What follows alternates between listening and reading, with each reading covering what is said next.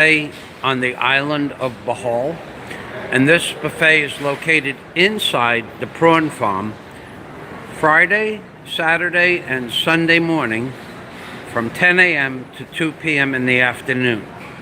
It's an all-you-can-eat buffet. Let me tell you how to get here. What you do is you come into the ICM Mall. The ICM Mall. You go, if you come in from the main entrance down at the end of this hallway, what you're going to see is that Jollibee store. When you see Jollibee, you make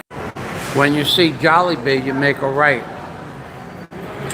And you come down this long corridor, and on the right side will be food courts and food stores, including a Busy Bee, where you can get some of the best ice cream in the Philippines, a Bo's Coffee. There's also a Dunkin' Donuts, and two other, there's an Italian pizzeria that all the ingredients are imported from Italy. And then Bo's Coffee is just before the prawn farm. If you come in from the side entrance, you just make a right and walk 20 feet to the right, and this is the entrance to the prawn farm. So first thing I'm going to do is tell you that for the benefit of my audience, I already had a sampling of all the items on today's menu, and the menu changes from Friday, Saturday, and Sunday. They vary most of the larger items in the buffet. So today's buffet for adults are 400 pesos, 225 for children below 4'6", 125 for a toddler below 4 feet. And today's foods, of course, are rice, but they have a sweet corn tofu chowder, which is excellent. The rice, standard Filipino. The fish corn balls with Asian island are probably better than corn balls you're going to buy at any outside little stands for two reasons. One, they actually have fish and corn in the corn balls. But the second reason is these corn balls are cooked fresh, and they're actually cooked perfectly crisp, perfectly fresh, and they disappear long before they get cold. The shrimp halabos is probably the best way that they cook shrimp that leaves the maximum amount of shrimp flavor. And what I do is I go to the supermarket and I buy fresh lemons to put on my shrimp, my pork, and my chicken, because they don't have that behind the counter, but I go downstairs and buy a kilo for my own personal use for the week. And putting fresh lemon on the shrimp just makes it that much better. The pork binagugan.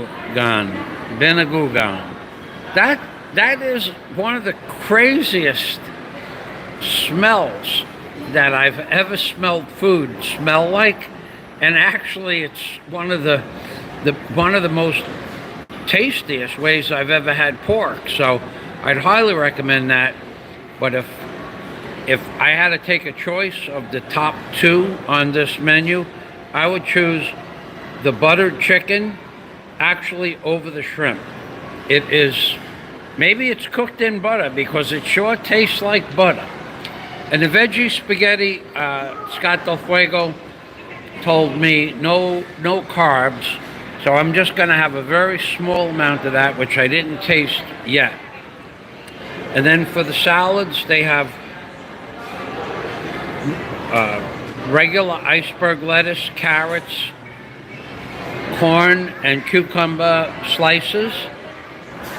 For the desserts, they have pineapple and fresh watermelon. This is all cut fresh. Actually, I get here at 9 o'clock and they're chopping up whole pineapples and whole watermelons. So this is all cut before 10 o'clock in the morning. And then the cucumber juice and the iced tea is unlimited. So the menu here, and for the prices for the regular menu for the restaurant are as follows. This is for the soup. This is for the appetizers. This is for the seafoods. These are for the main course. The vegetables and the noodles. And then they have specialty dishes as well.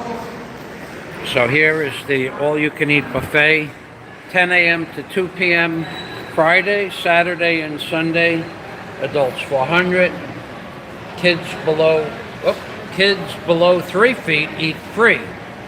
Kids below 4 feet 125. Kids below 4'6", 225.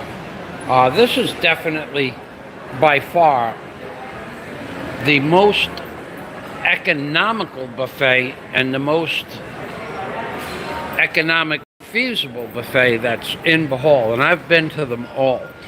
And at this time in history, because of the lockdown, the buffet at the Henin restaurant, the buffet at the Bellevue, there was a buffet at the City Hardware in Tagbilaran. That's also closed.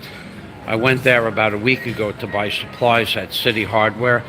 So the only other 3 buffets that I even know about are closed. So not only is this buffet at the ICM Mall Prawn Farm economically the best by far because it's 400 pesos for an adult.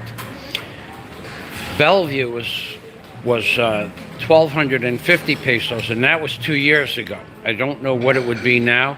And the Henin is already at $22, and that was 2 years ago as well. Christine, what is your name? Anita. Melissa? Thank you, Melissa. Okay, sorry. I get them when they have the mask on. I get everybody confused when they have the mask on.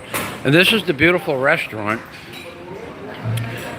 This place it's amazingly clean. I've been in a lot of restaurants. I worked in restaurants my whole life before I was 22 years old. As a driver, I worked in a kitchen in Lenny's Pizzeria at 16101 Cross Bay Boulevard. I worked in Lenny's Clam Bar at 16201 Cross Bay Boulevard. I worked in the Big Bow Wow, and I worked in another restaurant. It was just a little small eatery, Joe's Pizzeria. And by far, this place is way cleaner than anything I ever worked in. Of course, that was back in the 1970s. So I'm going to show you the foods. What I really want you to notice is how clean this place is. Look at the way the walls. Somebody comes in here and cleans this place from stem to stern, including those air conditioners that are way up on top there. They polish everything. And I've been in their kitchen, but I will not videotape their kitchen. Their kitchen is just as clean. So I will show you the foods.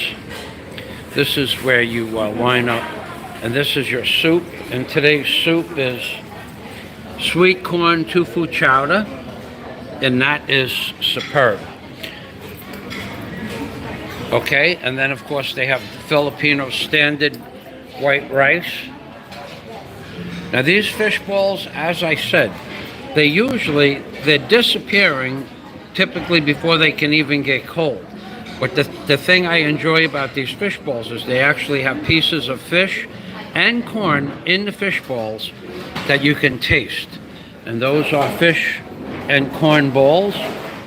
Now this veggie spaghetti, I'm going to pass because I'm not eating carbohydrates. I'm on a carnivore-friendly diet. Thanks to the Scott Del Fuego, my carnivore-friendly diet is working well. Now, I'll probably have one small bit of that to taste it, but I'm sure it's excellent. Now, these shrimp, so that's vegetable spaghetti. Now, these shrimp, the shrimp cooked like halobos, leaves the maximum amount of flavor in the shrimp. And I bring my own fresh lemons. So there are different ways that they cook the shrimp. Sometimes they use a garlic, sometimes a garlic ginger. This is the closest to the natural flavor of a shrimp that they have on the menu, and it varies from Friday, Saturday, Sunday, and then from week to week. But this is just excellent today. Now this pork, Binagungan, okay? It has an aroma that is something that I never smelled before. It's not a bad aroma. Actually, it's interesting, an interesting aroma. And the thing that's interesting about it is that I've never tasted that spice before. So it was an experiment to eat that, and it was an excellent outcome. Now, the next thing is this buttered, and this is pork Binagungan. That's excellent. The flavor, the smell, the odor is completely different than anything I ever smelled, and yet it's probably one of the best tasting dishes that I've had in the prawn farm. Now this buttered chicken, I think they really cooked it in butter, because this is about as good of a piece of broiled or fried broiled chicken in butter, or fried chicken. I've never tasted this buttered chicken before, but this is just, oh, you could just make buttered chicken your whole meal here. So that is, and some of the pieces are so apparently somebody came by and took all the big pieces, because before there were pieces this big in there. I have one on my table to show you. There were pieces that big of the chicken. So somebody came by and scavenged all the big pieces. Now over here, this is the restroom area, but they also have an outside 2 sinks that are spotless with a disinfectant, and also with hand soap. Same in the bathroom, disinfectant and hand soap, and a dryer in case you don't want to use a towel or paper towels. And over here they have a complete salad bar, and that lady over there, well, let's say hello to the Garden of Eden. The Garden of Eden. The Garden of Eden. Mein Buntag Eden. Salamat. And over here we have Jama. Jama is the lady who works the salad bar. Yeah? Do you help chop up the vegetables in the morning? She also helps make these fresh pineapples and the fresh watermelon. Now I know she made these desserts this morning. I saw her. Yeah? And then to the right of the salad bar is an unlimited iced tea and unlimited cucumber juice. So let me show you the salads. Jama, Polyhogue, what is the name of this? Maha Blanca. And the name of this? Carrot cake. Did you say it loud enough for them to hear? Carrot cake, carrot. Okay, salamat. And then this is like from the ocean, yeah? This is some sort of seaweed Leto salad. It's in like a vinaigrette sauce. And this has onions in it. So I didn't even taste that, but whatever it is, I'm sure it's good. Of course, there's Russian dressing, carrots. What is this, honey? Corn nips. What? Corn nips. Corn nips. Turnips. Yes. Ah, the white is the turnips. I finally found out what the white. So there's carrots, turnips, cucumbers, corn, and my favorite, iceberg lettuce. May I have a salad, please? Iceberg. Thank you.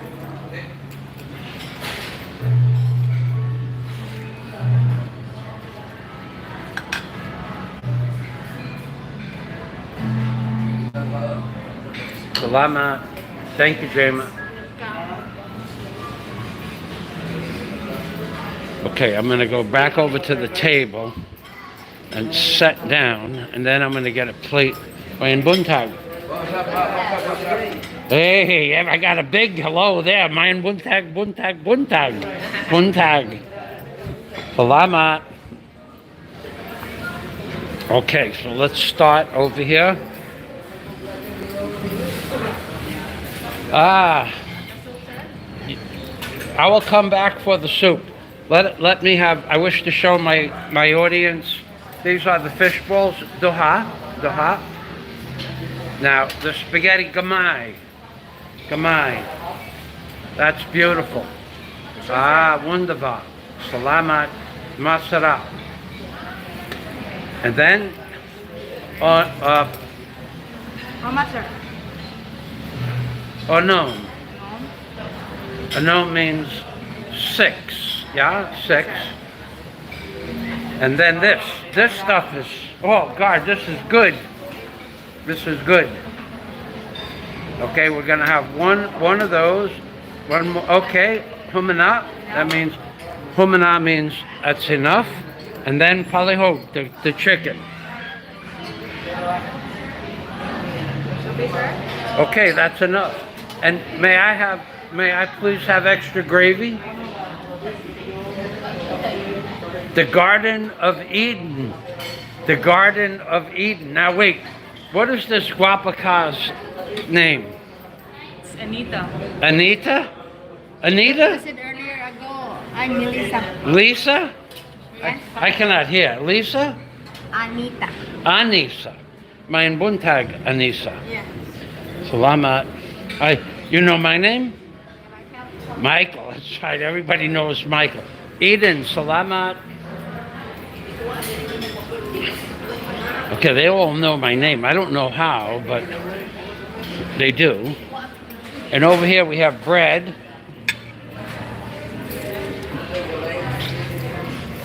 Bread. Say, mein Buntag. Salamat.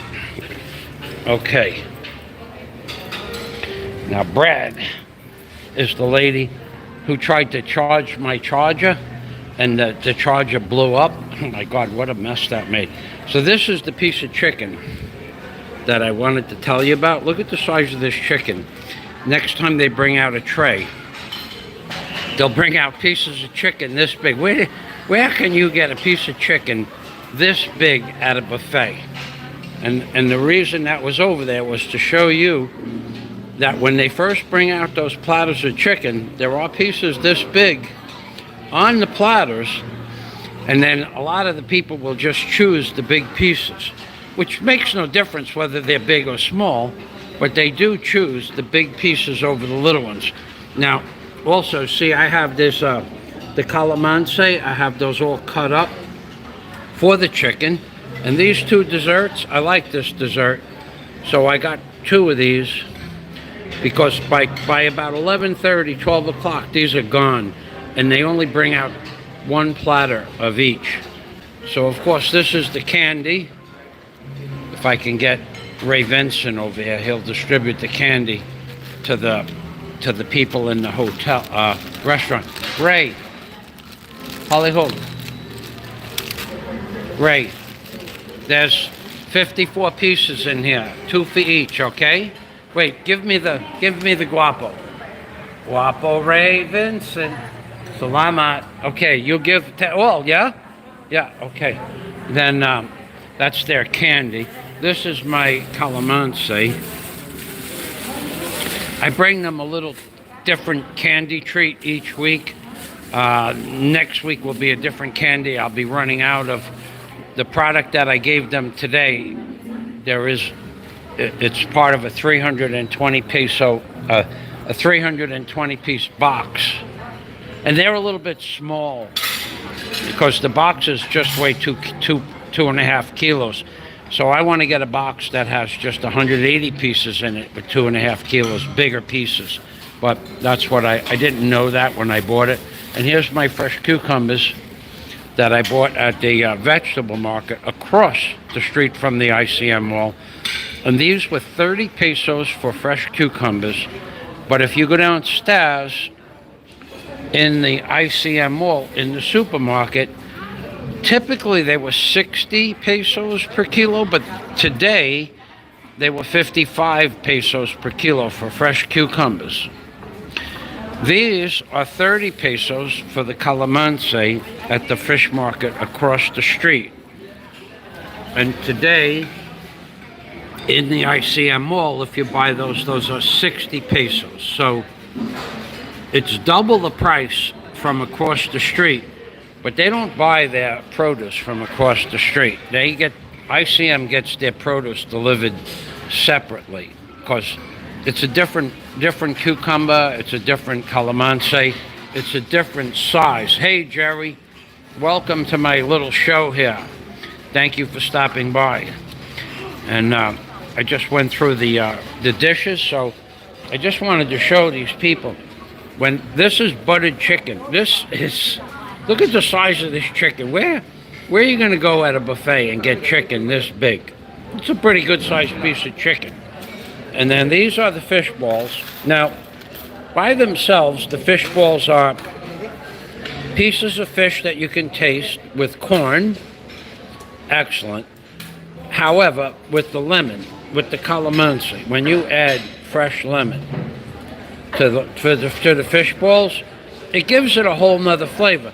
Now I wouldn't even be arrogant enough to ask them for calamansi. They probably have it in the kitchen, but it's not out on display, which means it's not part of the buffet. So I buy a half a kilo for myself at the vegetable market, and then I just bring it in and cut it up.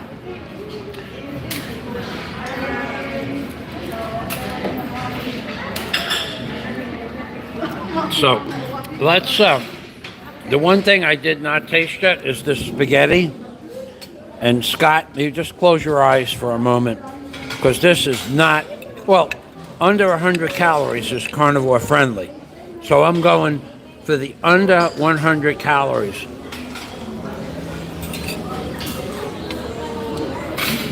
For spaghetti in the Philippines, that's okay. The sauce tastes like a ragu sauce, like ragu from America. Actually, if I had my eyes closed and I did not know I was in the Philippines, I would say that's ragu, the sauce. So that's as good as it gets in the Philippines, I'll tell you that for a fact. Now we have the shrimp balls, and I need to put this, and we have a salad with Russian dressing. Don't let Scott see the Russian dressing, because the Russian dressing has sugar in it. That's not, well, under 100 calories is carnivore friendly, right? That's right, baby. So let me put this on the stand here. Oh, I have some things to tell you. I got a big smile on my face.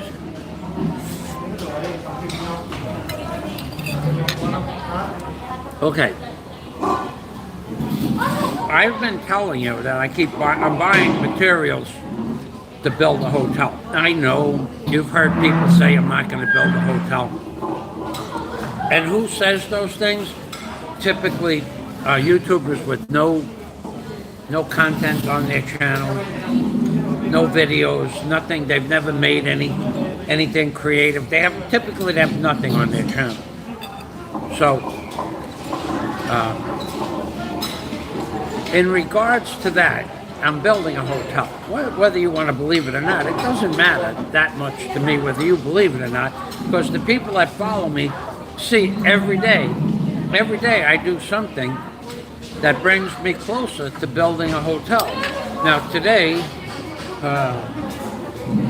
I could show you something right now. I can't show you the product. But today, I told you how hard I walked around the city this week for hours. I walked 4.5 miles, not kilometers, this week.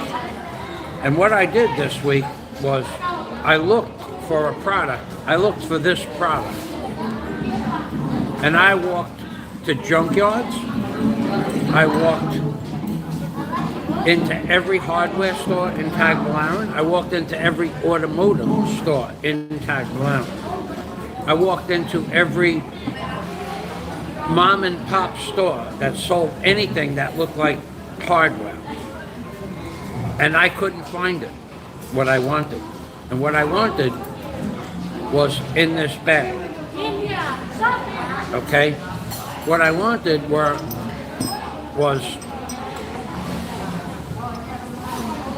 12 millimeter chain, which is, this is one link.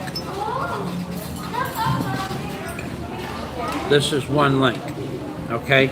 Now I did find 10 millimeter chain at Build-A-Wear. At Build-A-Wear, they had 10 millimeter chain, which was 20% smaller than this, but it's 30% less strength, maybe 40% less strength. Now, I could have ordered it online, but the shipping would have killed me for the weight. So it would have been at Build-A-Wear to buy 10 millimeter chain. 10 millimeter chain was 188 pesos per lineal foot. Per lineal foot. So not per meter, but per lineal foot. So a meter is 3 feet 3 inches. So it would have cost per meter 188 times 3, or about just 188 is 240 plus 300 is 540 plus 24. It would have cost 564 pesos per yard, and then say 600 pesos per meter. 600 pesos per meter, not by the kilo.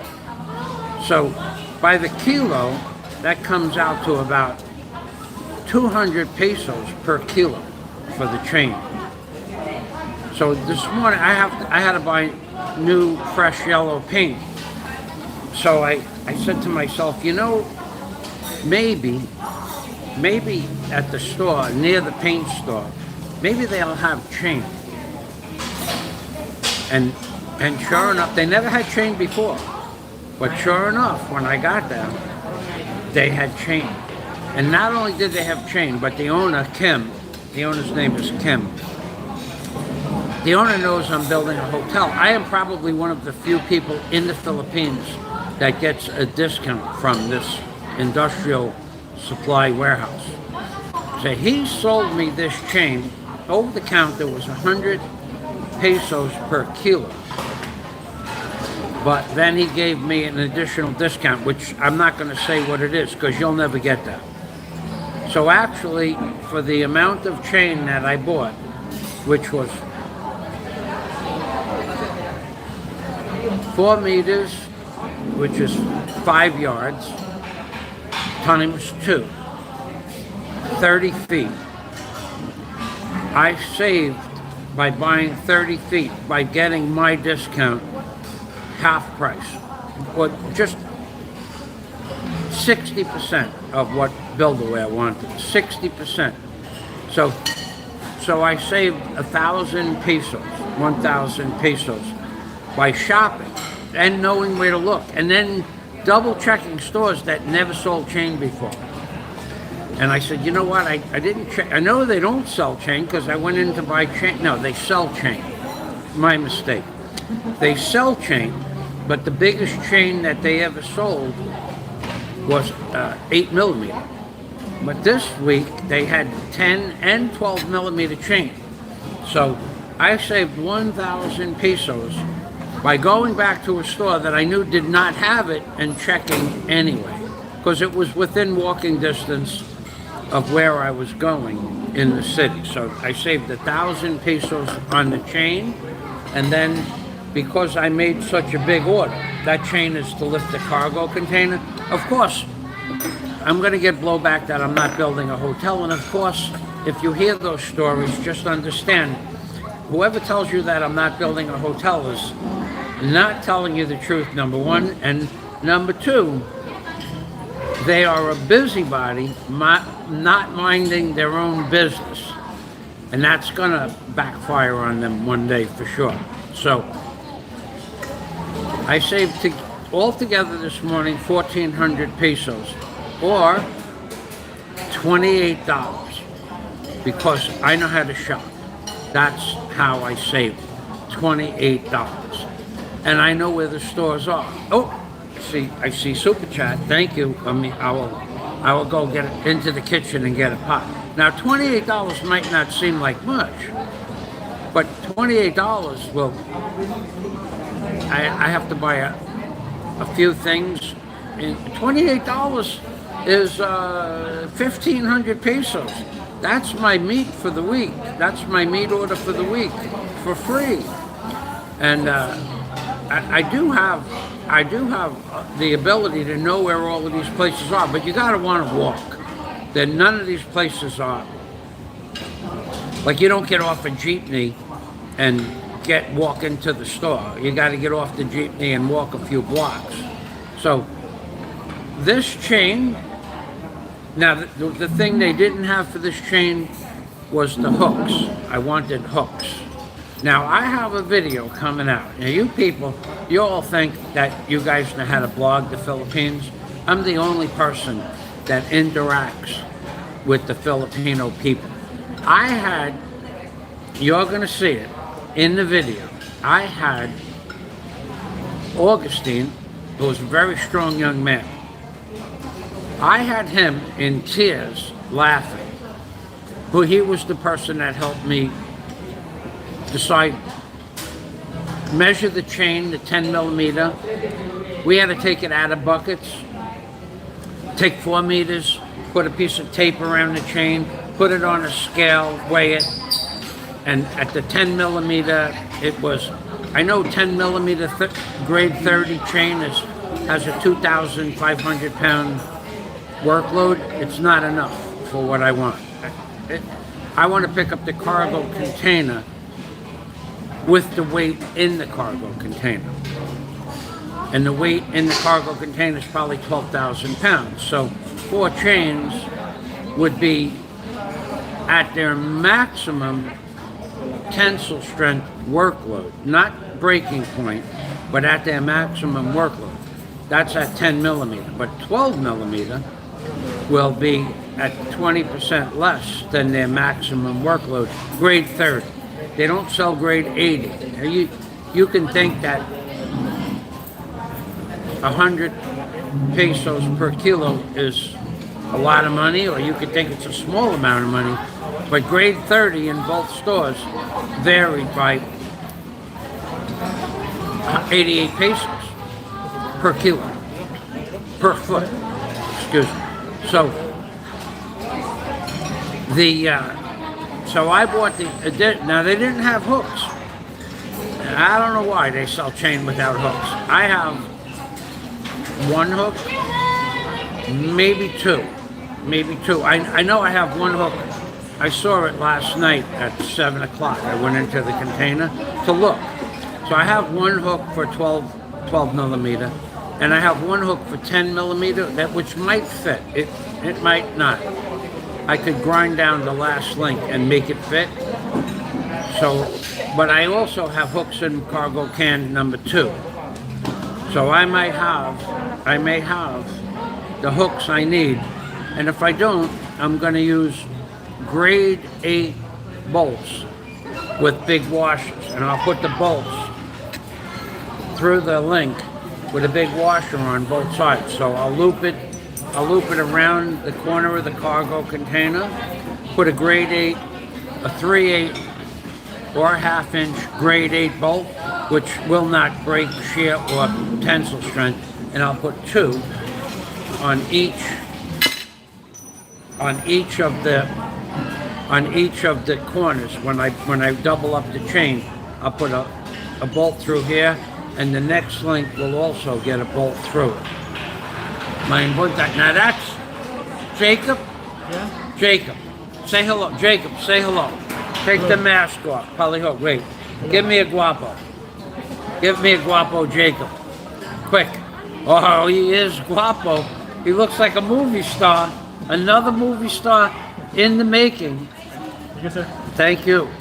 And so what I want to tell you is this morning I had Augustine and Gustavo and the lady in charge of the store and 2 other people in tears while Augustine was cutting the chain with a bolt cutter. He had the bolt cutter. You'll see the video. The video is 5 minutes and 45 seconds long. That's how long it took him to cut cut 1 link. It took him 5 minutes to cut 1 link with a 3-foot bolt cutter. But I had them in tears. They were crying when I was done with them of what I said to Augustine and how I was explaining how he was cutting the chain, calling him the world's strongest man, and many other things. But that's you'll see in the video. So you don't see any other blogger in the Philippines getting people laughing like I had them. They were in tears. They were even talking about that when we went back into the main office store. They were talking. I could understand bits and pieces about Augustine and how strong he is and why. So let me check that super chat. Thank you, Jerry Cantrell. Bon appetit from Jerry Cantrell. Thank you, Jerry. Salamat. Thank you very much. It didn't show up. It doesn't show up as your name, but I am sure it's your name. Thank you, Jerry. That was very nice of you. And you know, Jerry, you've been very good to me, Jerry. Okay. I think it's time for me to say hello to you personally in an email, and maybe just in an email. I think we'll have a code word. We'll have a code word. You pick out a code word, and then you send an email. You send me your email address. Let's see, how do we do this? I'm trying to think, because I don't want to send the information to just anybody.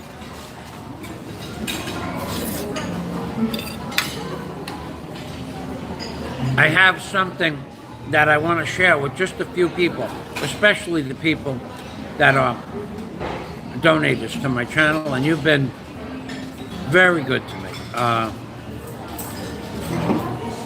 Tell you what you do. If you live in America, you can leave your phone number. But what you do is you go to one of my older videos, and on Hoodwinked by an Angel or my Alpha Male channel, you go to one of those. Hold on a minute. My brain is. I feel like Hal. I feel a little bit like Hal, the computer, in 2001. Let me make my brain better. Hold on. I can fix my brain. Okay, the way you fix your brain is you take a shrimp and you take the lemon, the calamansi, right? And you pour the shrimp, the calamansi, on top of the shrimp's head. And then from there, it'll roll down into his legs and on his body. But the next thing you want to do after this, if you want to make your brain smarter, you eat the shrimp head first. Now, the reason you eat the shrimp head first is because in the back of your throat, if you drink alcohol, and I want to talk about alcohol in a few minutes, but if you drink alcohol, people will do a shot of whatever their favorite alcohol is, and they'll instantly, like seconds, they'll get a rush. But that rush is not from the alcohol that went into your stomach. It's not from there. Because from your stomach, it would have to be broke down to go through your stomach lining to go into your bloodstream. The rush that you get when you drink a shot of alcohol is like when you breathe in a caustic fume. It goes into your brain instantly. In the back of your throat and also in your mouth, there are glands that absorb flavor, smell, and alcohol. And that goes into your brain. That's the rush that you get when you drink alcohol. Well, when you eat a shrimp and you eat it head first, inside the head of the shrimp are the brains. You eat the shrimp head first and chew it. The brains go like that, and they hit the back of your throat. And some of the shrimp's brains, which are some of the best brains in the universe, some of the shrimp's brains hit the back of the throat and go straight up into your brain. So if you're studying for your SATs or your MCATs or something like that, and you eat the heads of shrimp, you're going to get smarter. But right now, my brain is a little tired, and I feel a little stupid. So I'm going to eat a shrimp head, and I'll let you know how long it takes for the brains from the shrimp to go into my brain to make me smarter.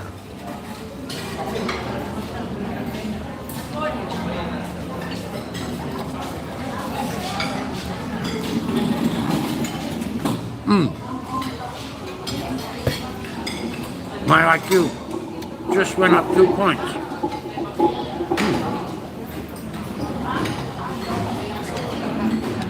And the legs, they reanimate when they get into your esophagus. The legs, they're actually cleaning my esophagus right now. I can feel it.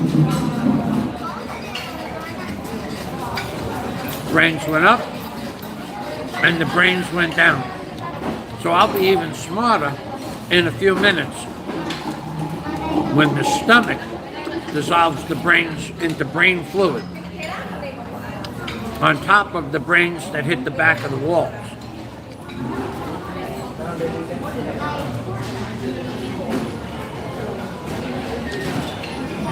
So, Jerry, getting back to Jerry. Maybe you could leave me an email. Now, you'd have to, if you want to know this information. I think it would be fun for you to know. I have some information I'll be sharing in January. So, find one of my old videos and leave a message. This is Jerry. You don't have to put your last name down. And then your email address, right? That's not going to hurt anything. First of all, I would never leave. Your email address will never be shared with anybody else in my mailing list. And you'll never get any spam mail from me because I don't do that. I don't do anything that has to do with spam. If something comes into my box, spam, I spam it. But leave your email. The way you have to leave your email, though, is a little complicated. Let's say your email is jerry@yahoo.com. You got to put the letter J. And you could do big and small. I know it's all small. J. And then maybe put an asterisk after the letter J and then a space. Then the letter E, capital. And then maybe a dash and an X, not an X, maybe a dash and a plus sign. J-E, and then R, a space and a plus sign, and then R, maybe an asterisk and a dash. So Jerry whatever at yahoo.com. If you can leave that,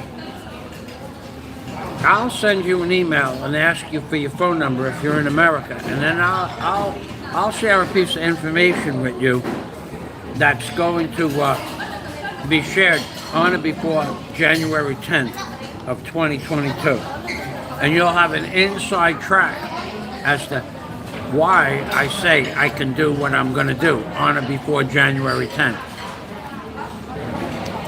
And you'll be one of about,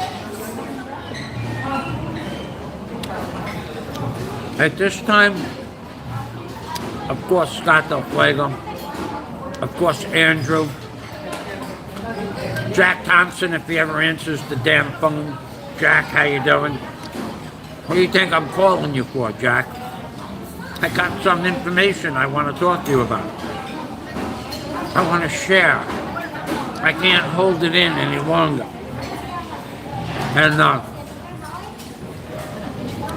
Jack Thompson, Hanoi in the Philippines will probably know. When everything is said and done, Hanoi in the Philippines has been my friend for a very long time. Hanoi,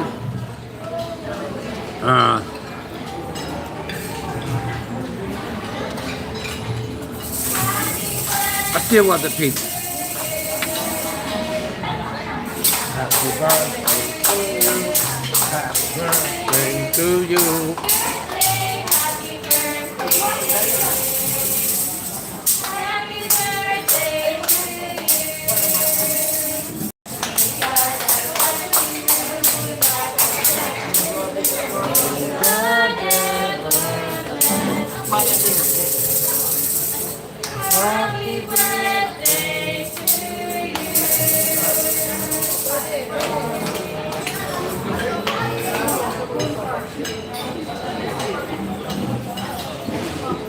Amiga, happy birthday. Guapo. Guapo, happy birthday. Guapo. Isa pa yan.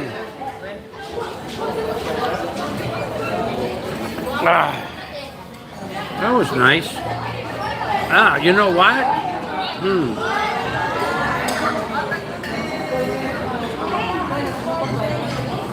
So, that would be something you might want to do, Jerry.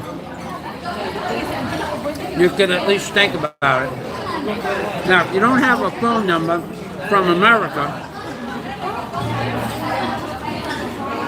you could send me your email, and in the return email, I'll send you my Skype. And we'll see if we could do it through Skype. If you don't want to give me your telephone number, that's okay. Because American U.S. telephone numbers work in Skype. So I want to go get something to drink.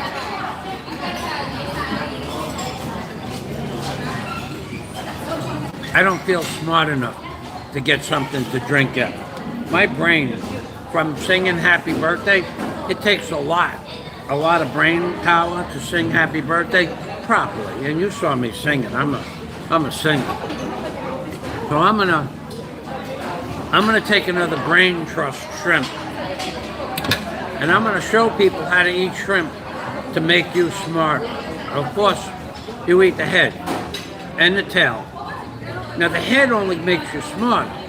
The body is to build your muscles. And the reason that the body is to build the muscles is because the tail, that's the tail right there, the tail makes you a better swimmer.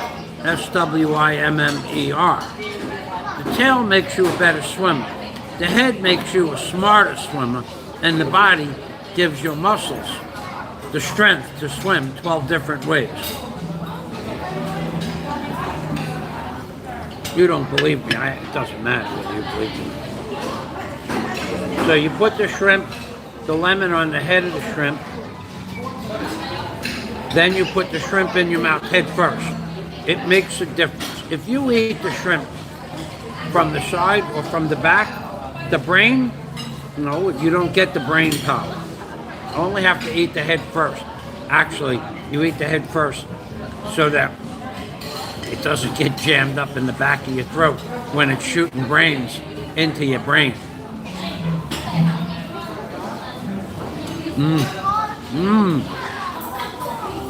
Oh, God. That is the best brain I had all day. I can feel it. I am smarter than I was 60 seconds ago. Not only do I feel smarter, but now I feel like swimming. Eating shrimp whole is such an amazing thing to do. Whole shrimp. Come on. Don't get no better than that. Unlimited shrimp.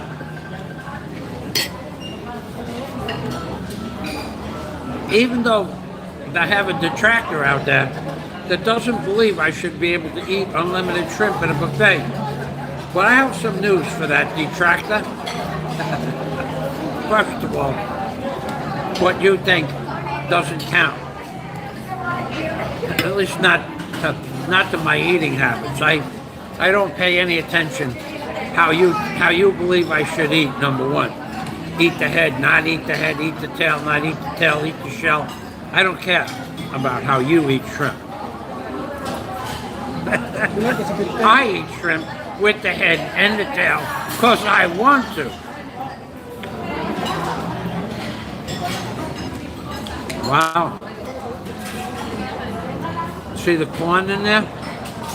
And the pieces of fish? This is delicious. These shrimp balls are about as good as they get. I've had, everybody, when you come to the Philippines, you always try them. Filipinos love fish balls and shrimp balls at the little roadside stands. I don't eat that. I don't have a problem with eating from the roadside stands because I'm going to tell you something. I have been in the Philippines for 7.5 years, almost going on 8 years. I have eaten them roadside stands, little mom and pop stores on the side of the road that are on dirt floors, fancy restaurants, and everything in between. I've eaten 7.5 years now where they didn't need gloves until a year and a half ago, where there was no mask on their face 7.5 years ago, like we were brought up our whole lives. Whoever wore a mask in the food industry? Nobody. Did we ever get sick? No. But there is a guy out there that thinks that because people have a small mom and pop store with maybe a dirt floor or a wood floor, that it's unsanitary. I've been in the Philippines eating street food. The reason I'm for 7.5 years, I've never, ever even had a stomachache after I've eaten in any store, anywhere in the Philippines, no matter what their sanitary conditions appeared to be on the outside. I've never gotten sick. So when you hear somebody crying, that store's not healthy, and then he posts it on YouTube, maybe that guy, especially that he mentions the names of the stores where he lives, maybe somebody should notify the store that he mentioned in the video as being unsanitary and suggesting that no one should buy meat at the store. I mean, that's what he would do if somebody else said that a store where they live was unsanitary. He would be on the phone, he would be emailing them, he would go onto their Facebook page and tell them, so-and-so said this and this about your store. I heard this the other day. A guy like that could destroy somebody's business with no proof and no evidence that their store is not sanitary. Did he show us unsanitary conditions? No. Did we see unsanitary conditions from their website? No. Did we see unsanitary conditions from their Facebook page? No. Did we see anybody's comments on their Facebook page that the store is unsanitary? No. It's just that guy on YouTube. So I think, being that he would report me if I said something about somebody's store, I think he should be reported to the store in question. Now, I could be wrong. Maybe somebody won't do that, but I know for a fact he would do that. In fact, he called up the prawn farm and told them to not let me in the prawn farm, or one of his friends called up the prawn farm and told him, don't let me in the prawn farm because I'm harassing the patrons. So the corporate manager came to the prawn farm. Her name is Christine, sat down across this very table, or this location where the table is, and introduced herself as the corporate manager. And the first thing she said was, Michael, you're Michael Fazio? I said, yes. She goes, we wish to thank you for making videos for our restaurant. I said, you're welcome. Now, I knew about this because my detractor, who would say that roadside stands or certain restaurants, and in fact where he lives, are unsanitary. He did it, he called his troll army up to call up on me to complain about me. Now, I know he has called up many agencies on many people in the Philippines, so maybe it's time that we take that video file that he made a specific statement about a specific store, and specifically it's probably an unsanitary store.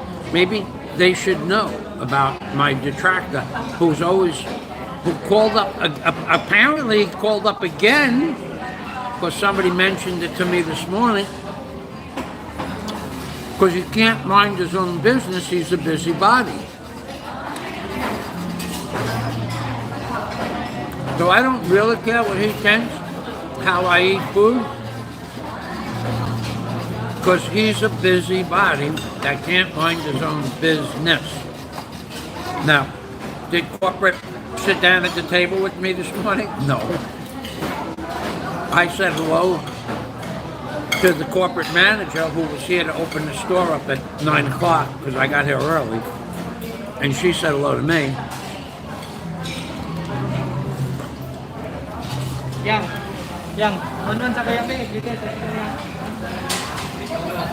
But he just can't mind his own business. It's an amazing thing. So, my point is that for 7.5 years, I've eaten every food from supermarkets, food from every type of roadside stand. If I'm hungry, I just stop and grab a piece of chicken or a lumpia or something like that. I've never gotten a stomach ache. Nothing, ever. But he can't, no matter what it is, his goal is to destroy anybody's business in any way, shape, or form. His goal is to destroy anybody's relationship any way he can. I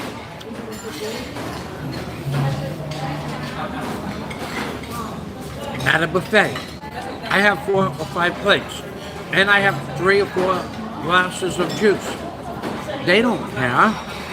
They have already allotted into their budget. There's going to be people like me that are going to come in and eat 3, 4, 5 plates of food. That's all part of the overall price of the buffet. But the point is, why does he care? Why would he sit down and watch a 4-hour live stream? A 4-hour live stream and count how many shrimps and how many plates of food and how many glasses of juice I had. And then this week was the last straw. So this is why I think somebody should call up the store that he mentioned in his video by name and the city and the area that the store was located in, and call up and talk to the store and tell the store what he's doing. Because this week,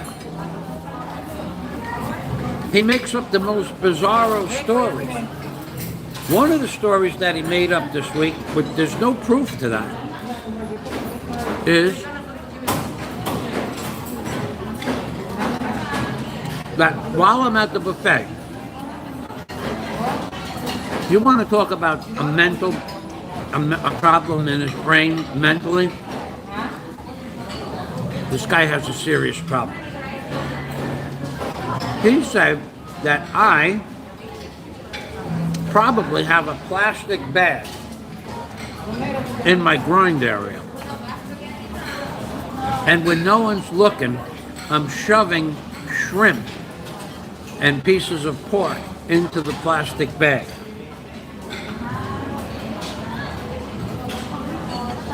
I'm sitting at the most central table in the building.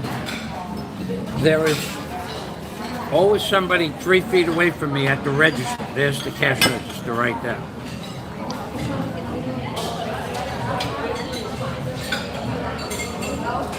That's the cash register lady. There are, I don't know, God knows how many cameras in here.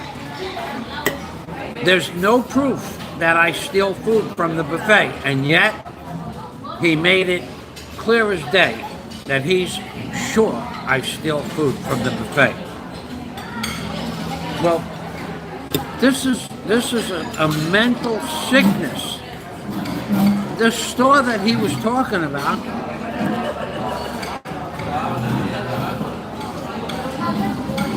should be told that he made it clear as day. He didn't like the way the food was handled there. People stick their hand in the meat without gloves on it. He looked around. He saw blood in the freezer. He didn't like the way that looked. It's probably not sanitary. And that probably instead of buying meats or chicken or pork from that store on where he lives, and the name of the store, you should probably buy it from a big supermarket because it's cleaner. Really? Well, if you want to be such a busybody and talk about me doing something that I don't do, and I wouldn't do, then I think people should call up and make a note to that store that you degraded, slandered, and maligned. And I think I know who's going to do that. They have a Facebook page.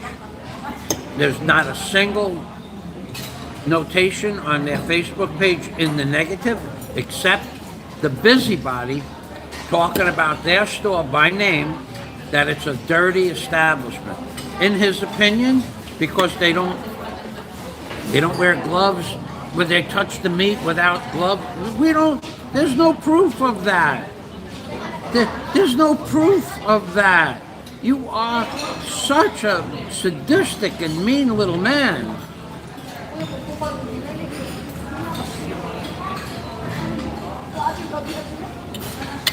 You have no business. Isn't that what you did about 1.5 years ago with a pizza? Didn't you degrade a pizza parlor to the point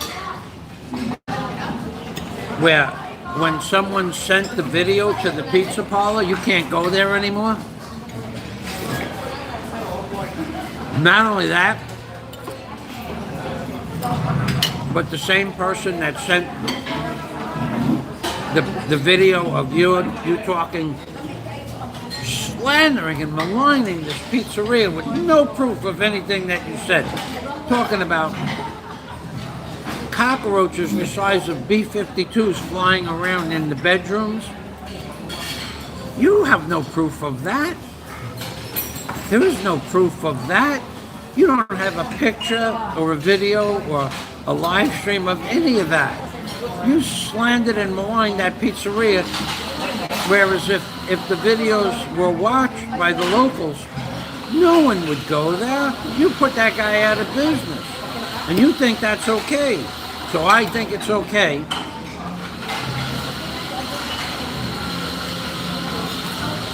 for somebody to call that restaurant up, give them the name of the video, and give them the 2 or 3 channels that the video is still playing on, because he took down his original video, probably by now. I think it's okay for people to call up on you and tell that restaurant and meat market and local business that you think it's a dirty establishment.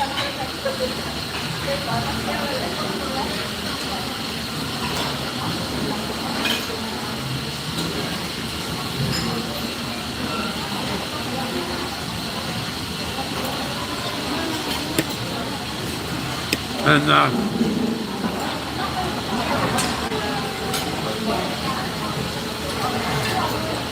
I know I have it timestamped, and I know already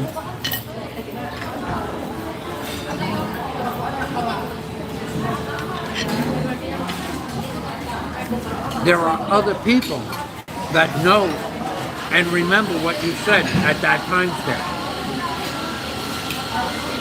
Why you do that is beyond me. So do you think, because you say, I know he has a plastic bag in his grind area and he shoves shrimp into the plastic bag and he's stealing food from the prawn bar, does that become reality in your brain? There's something wrong with you, dude. Major problem, major psychological problem.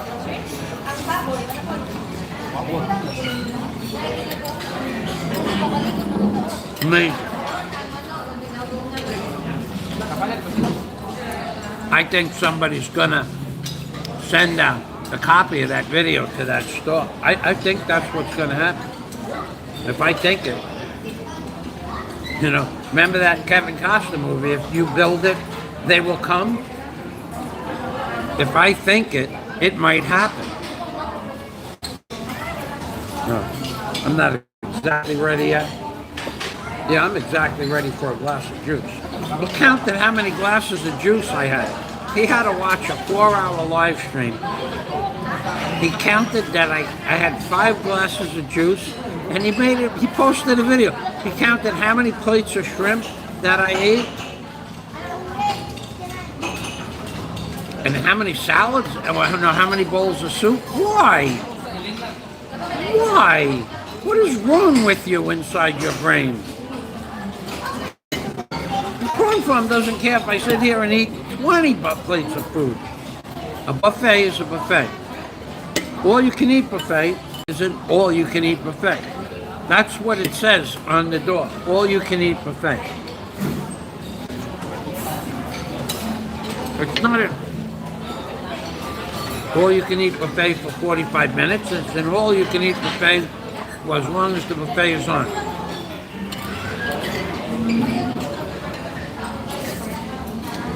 The amazing ignorance of this man to talk about another local establishment being dirty, being not sanitary, and then mentioning the name and the town that he lives in. The ignorance is astounding. But not only did he do it once to the pizzeria, He did it to the one of the places on the beach where he said the chicken cordon bleu was too salty, and it was only fit for the dog that was laying on the floor. And he named the restaurant. So to destroy the potential of 10 or 20 or 30 or 40 or 50 or 100 customers, to him is how he gets satisfaction. When there was no proof that the chicken cordon bleu was too dry. Maybe it was. You tell the management, they'd probably make you another one. Maybe, maybe not. But to go and try to destroy the store's ability to earn money is not an option. It might be an option for a kid, but it's not an option for an adult. Not an intelligent option, because that store that you just degraded last week, if they get that information sent to them, if, that's a big if, you think they're going to want you to come back in to that store again? I don't think so. I'm going to say, you stay out of my store. Like the pizzeria doesn't let you in their store, and like the place on the beach doesn't let you in the beach. After he made those videos, and after some guy, not me, sent the video from the beach store and the video from the pizzeria, somebody sent it to the local stores. You never saw him go out to a restaurant again. Not in that area. He had to go someplace far away.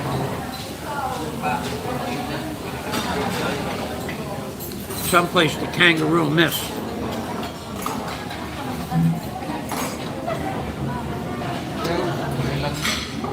You don't learn, do you? Just don't learn.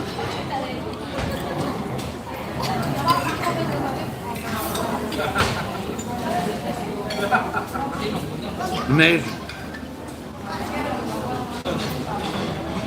You just keep making the same mistake over and over and over. Now, of course, it won't matter. But it matters to the store. It matters to two or three people that own the store that are breaking their hides to make a living.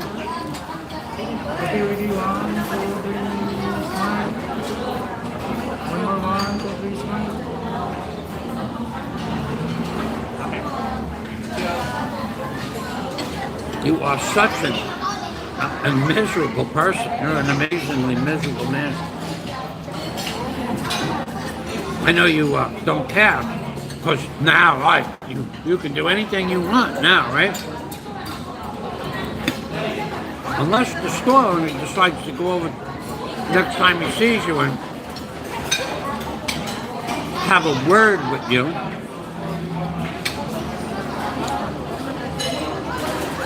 That's always possible.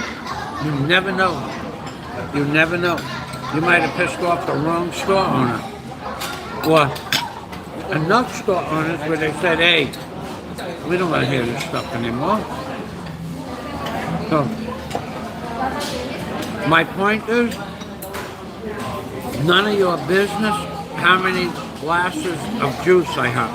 It's none of your business how many shrimps I eat, but you made it your business. It's none of your business how many plates of food I eat, but you're a busybody. You can't help yourself. Mentally, there is something way wrong. I'm gonna go get another glass. I'm gonna go get another glass of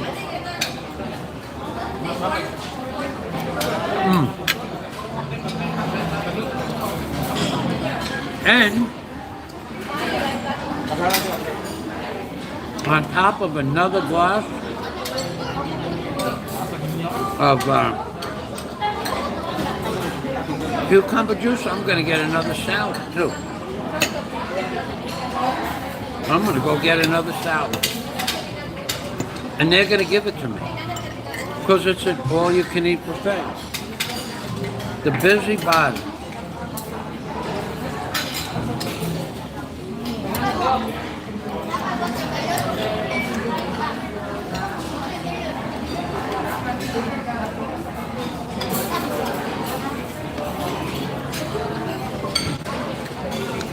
The management at the prawn farm does not care how many plates of food I eat. Good. On the flip side, with you, the negative busybody, I make an entry video for 10 minutes of the location and the prices of the buffet every week. But maybe this group of 8 or 9 people next to me, maybe they saw that the buffet was on because of one of my videos and they got 8 or 9 customers. And maybe 10 or 15 people a week go to the buffet because of my video. Maybe, maybe not. But good publicity is good publicity. And you are a negative person. Everything about you is negative.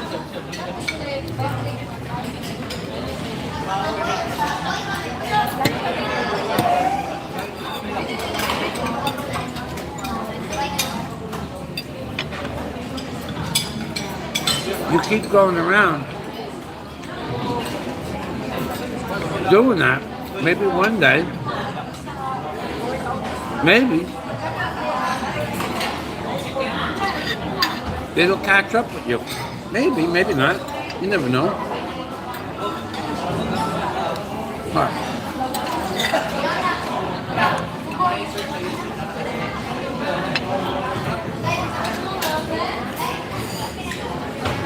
Okay, so what I'm going to do here,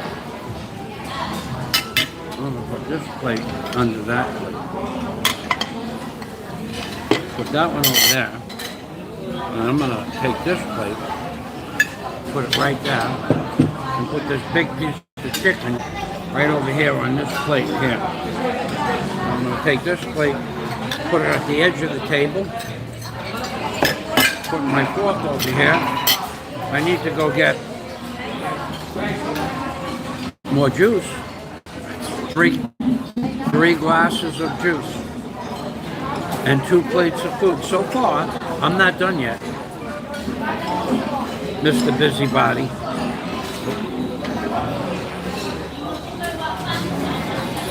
No, I'm not done by a long shot.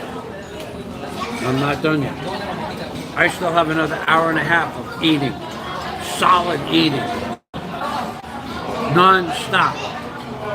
It even bothers me that I slow down to talk to my customers, my subscribers, my donators. So I'm going to go get a salad and cucumber juice, and then I'm going back and hitting the buttered chicken and the shrimp habanos, and I'm going to also have, I think I'm going to double up on the buttered chicken. I think I'm going to, that is one good batch of chicken that they made today. But first, salad and cucumber juice. I'll be back.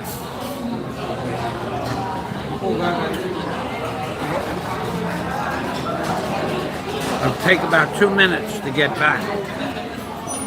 My bunta.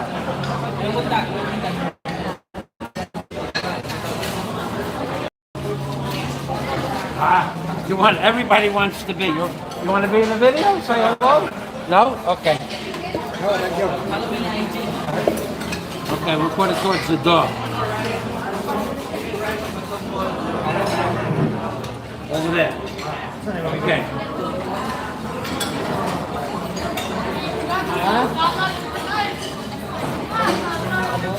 Doon po papel din invite yang di out yang.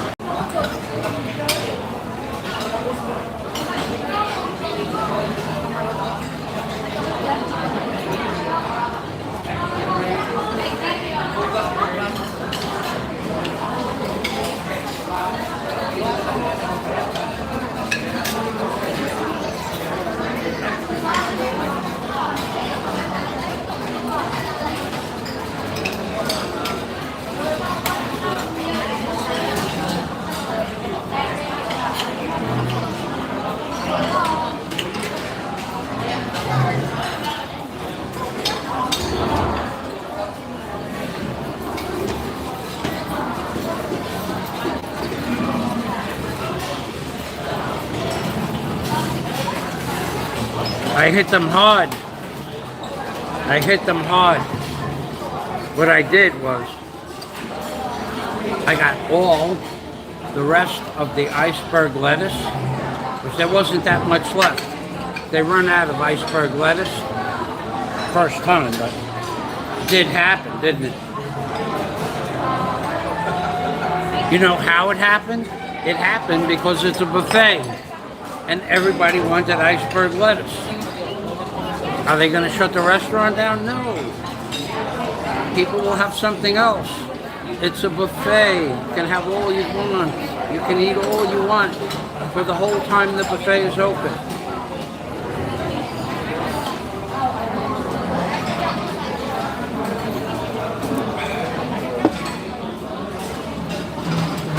They tried to hook me up this morning. Oh. I need to put lemon on the shrimp because I'm going to have some more shrimp. I didn't did I show you? Look at this. I hit them hard. I had only buttered chicken and only shrimp. I didn't have any rice, no spaghetti. I'm going to eat them at house and home.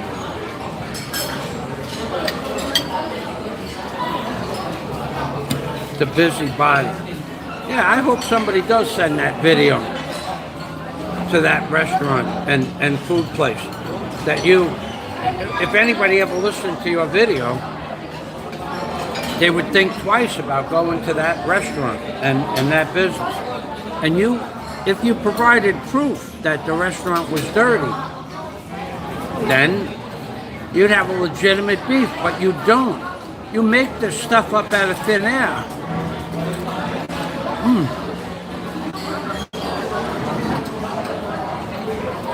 Those are hot. The same way you made up that I have a plastic bag shoved down my pants.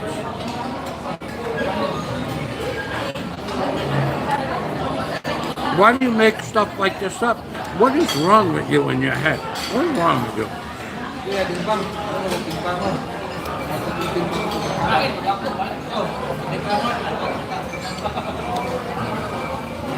Oh God, the chicken is crispy, extra gravy I got too. When you call up, the next time you call up corporate office for the prawn farm, you tell them, not only does he eat shrimp and chicken, but he adds extra gravy. I'm sure there's nobody that cares.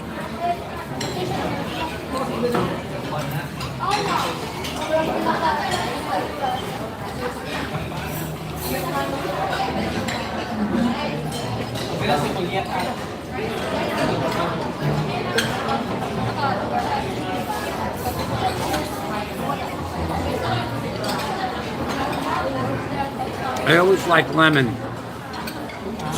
on my fried chicken and pork, and not on turkey and seafood. That was the, you know, growing up,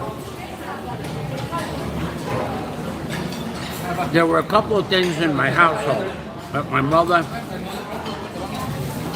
no, we never ran out of food. My father had a good job as a tugboat captain, but in my house, from the time I can remember, and even after my dad died, there was always Locatelli grating cheese in the refrigerator, either grated or ready to grate. Locatelli, not Parmesan, not none of those other brands. Locatelli, it's the best. There was always fresh lemons in the vegetable bin, always. Even when lemons were $1 each. My dad liked fresh lemons, and we're always fresh lemons in the house. And for anything we wanted also, but my dad liked lemons. And he made enough money to buy fresh lemons when they were even $1 a piece. And we're always fresh lemons, there was always Locatelli grating cheese, and there was always cold cuts, boar's head. Sometimes we'd run low, but there was always cold cuts in the house. We never ran out of that.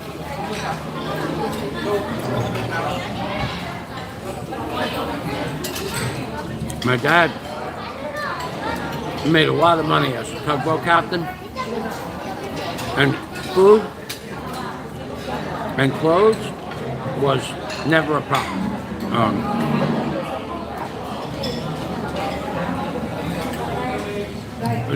Where I grew up was the upper middle class neighborhood, so none of my friends went without food or clothes. But where I went to school as a child, there was a poor community locally that there were poor people.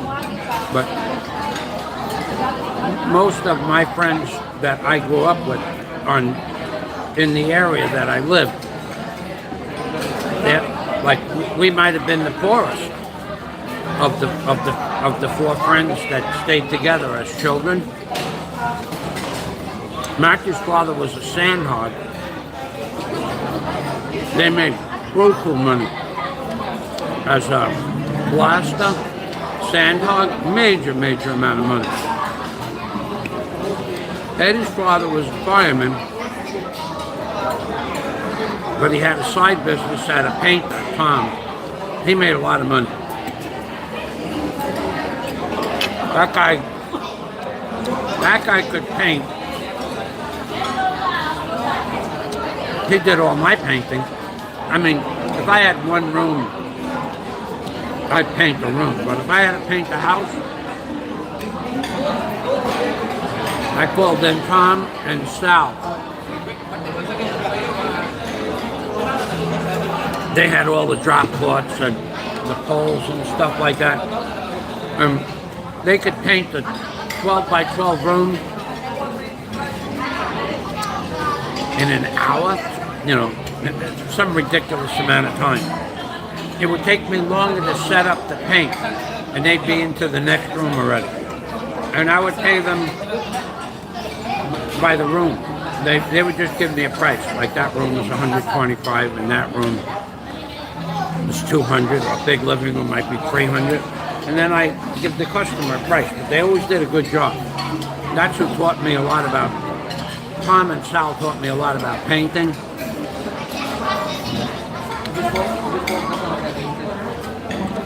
How to do a coat and a half instead of 2 coats.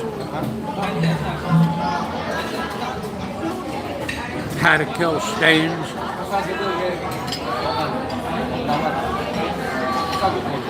They were good painters. But anyway, Eddie's dad made a lot of money. Matthew's dad made tons of money as a underground demolition sand hog. And Tommy, Tommy's father was the vice president of Boar's Head Brand Meats. And somehow he got, this is what I remember as a kid.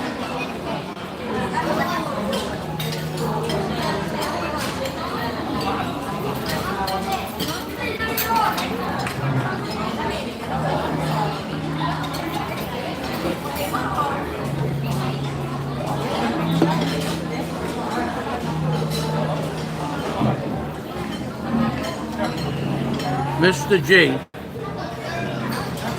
got 2 cents for every pound of Boar's Head brand meat that was sold while he was the vice president of the company. And they had he always had a brand new Cadillac. The children always had brand new cars. They had the big pool in the yard. One thing that they did not do, the family did not have parties for the neighborhood. Like for all the money that they had,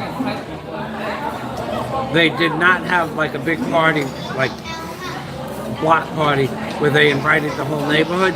What they did though, what Mr. G did, Chester, his name was Chester. It was Polish. They were a Polish family. Mother and father spoke Polish, but the children were never taught Polish. If the ice cream truck came, down the block at 4 o'clock, Saturday, Sunday afternoon, Chester would walk out to the ice cream truck. All ice cream was free. An ice cream for every kid, however many kids showed up. And when we were going to go to the big bow wow,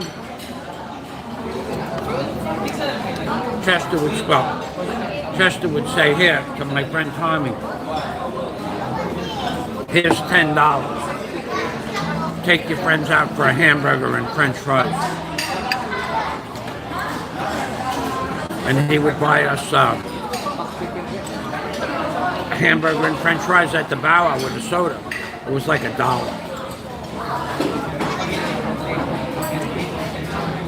Maybe $1.50. It wasn't much because go to the movies back then. For $1, you could take a bus there, a bus back, pay for the movie, and get a big popcorn for $1 and have change. Well, Chester was very generous if he was outside, but they did not invite the locals to their house for food during the 4th of July party. They would close the gate.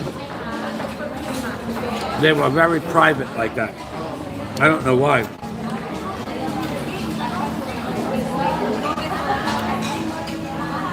Anyway.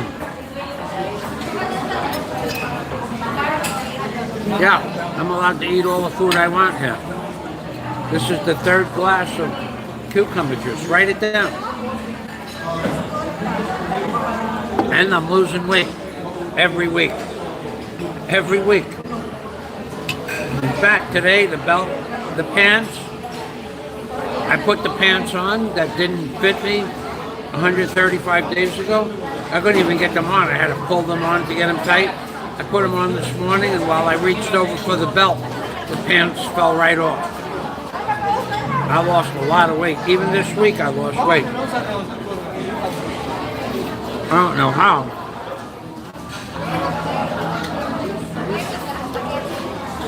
The carnivore diet. Because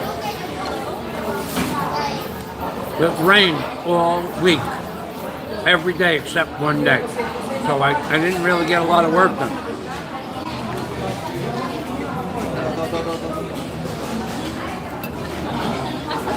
But I did. I got my chain. I tried to buy cable slings. I bought paint.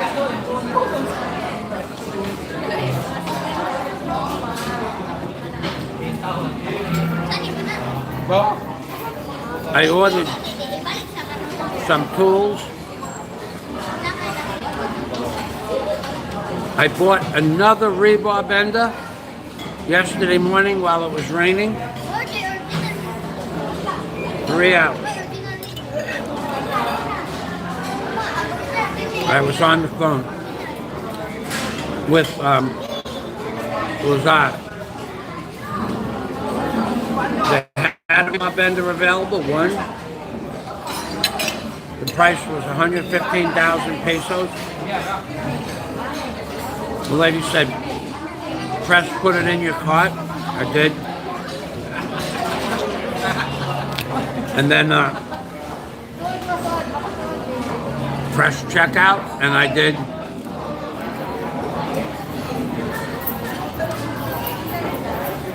And when I checked out, the delivery charge of 28,000 pesos, $600 popped up. And I said, coming from Manila, that's the new price, $600. It was $200, now it's $600. Okay, but is that price door to door, from the factory to my house? This is a different company. And the same other two companies put the $600 price down, and when I ordered the machine, I got a phone call minutes later saying, well, you know that's only to the port. You have to pay us an additional $600 to bring it 10 miles. So I canceled it twice. So yesterday, I got online with Lazada, and I said to them, I'll continue with the order if you call up Jenga, the company,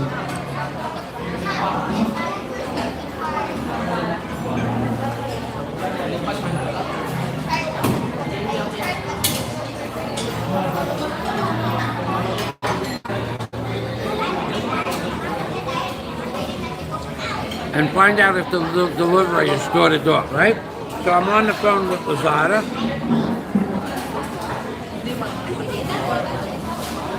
One and a half hours.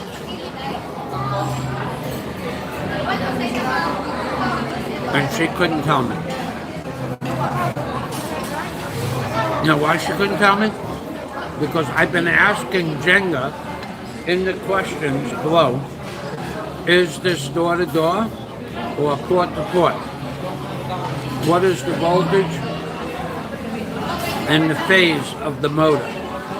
And since you can go on the site and you're going to see questions, that question, is the voltage 220 single phase?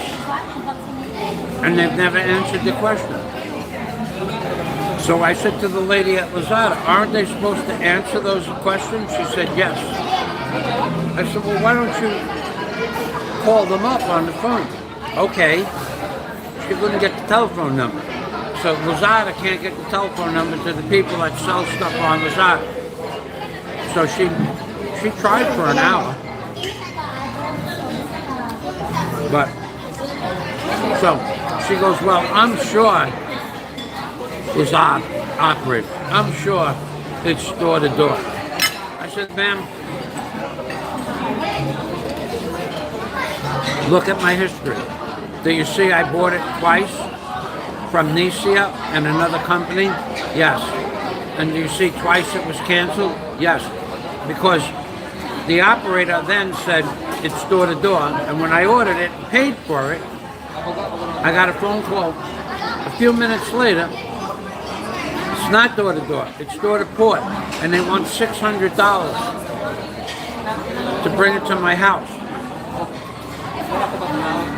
The last 10 miles. You know what her answer was? This is the Philippines. They don't care about your money. Well, sir, I'm sure it's door to door. I said, well, I'll tell you what. Somehow, let me figure out how you can pay it if it's $600. You'll pay the additional shipping. You will Lazada. No, sir, we can't do that. Well, you're selling a machine for $115,000 plus 28. By the way, that's $143,000. No problem.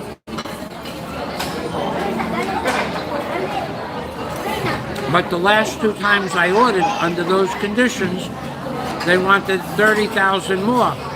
So it would go to $173,000.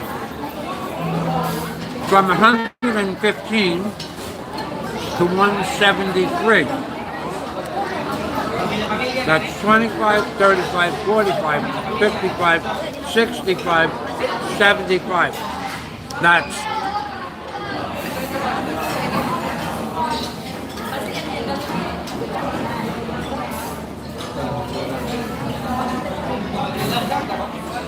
$115, $10,000 to $125, $20,000 to $135, $30,000 to $143. I agree to that. But from $143, add $30,000 more, that's another $600. So I'm sure it's door to door. I said, but if it's not, within about 10 minutes, you can't cancel the order anymore. You have to order it. There are no refunds after 10 minutes. So I would be obligated to pay an additional $600 for a truck to bring that machine 10 miles. I said to her, you guarantee somehow, there's that big piece-skin baby. This is the one the guy would probably claim I was putting in my pants. That guy is really messed up in the head.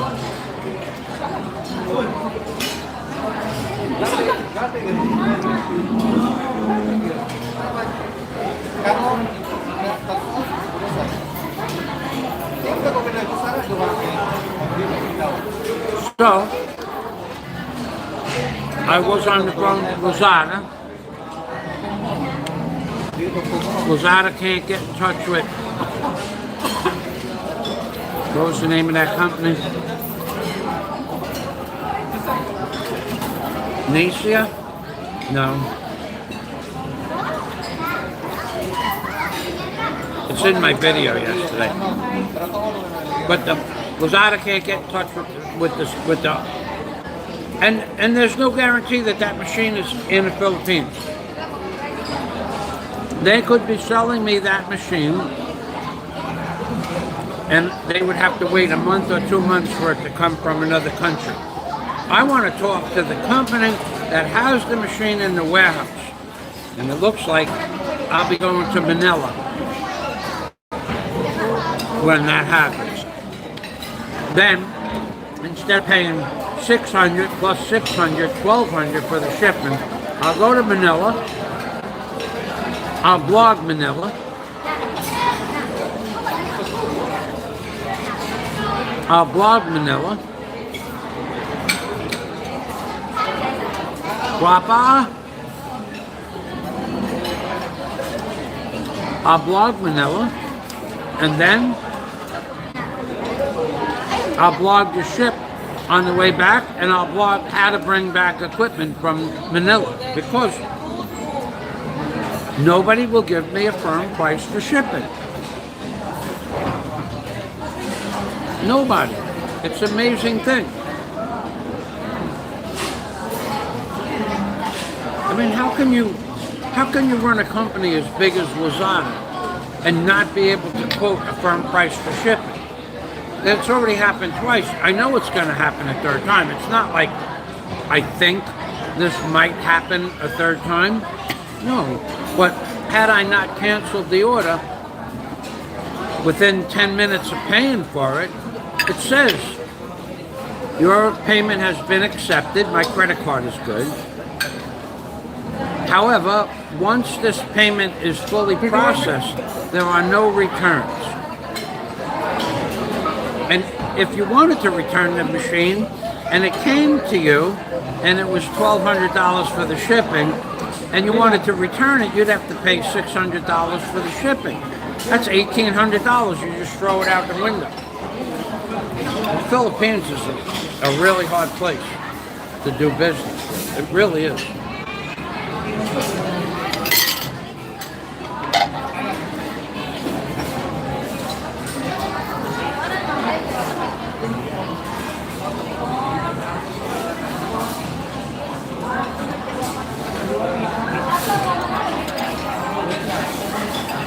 I need more lemon. Can't stick this piece in my pants. That guy is such a creep.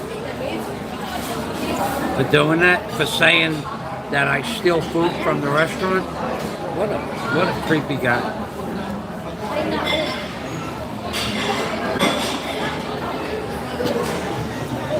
An amazing man.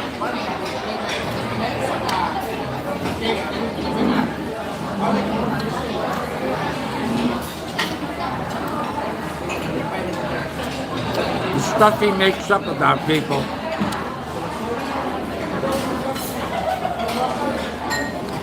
is bizarro.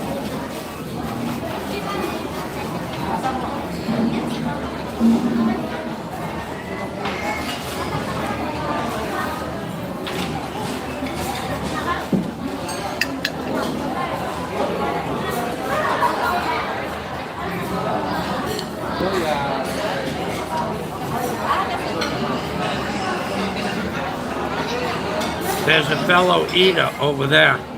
He's coming this way. Fellow eater. He's a big man. He's been here before me. He even got here before me this morning.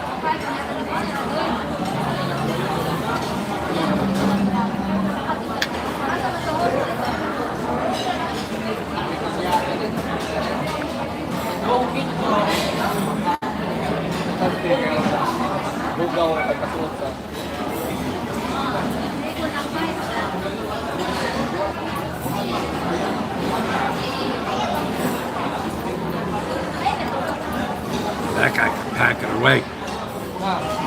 We could be competition.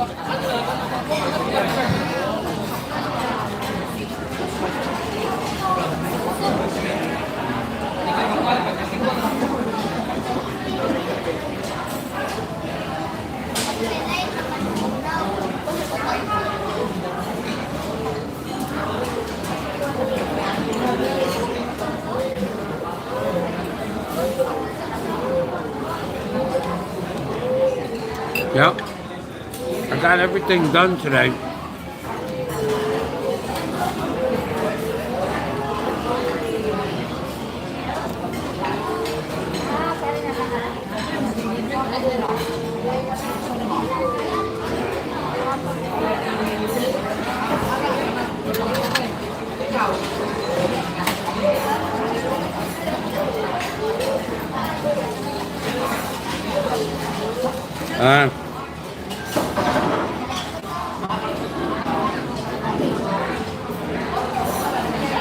I'll be leaving here a little bit early today. I gotta get a crazy glue.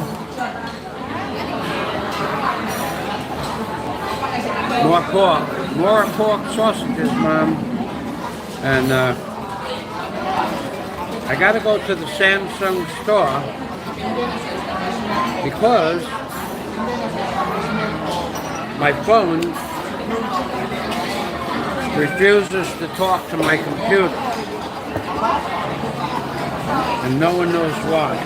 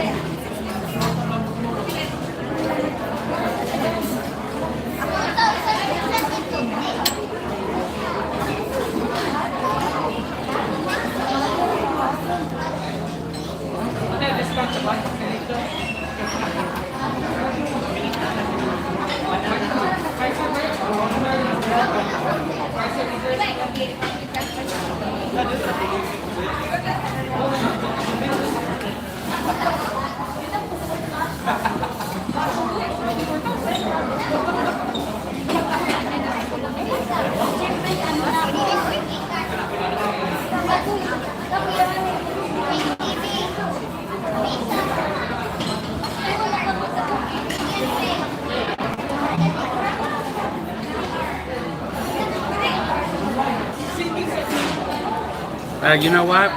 Hey, busybody, I lost track. How many plates is this?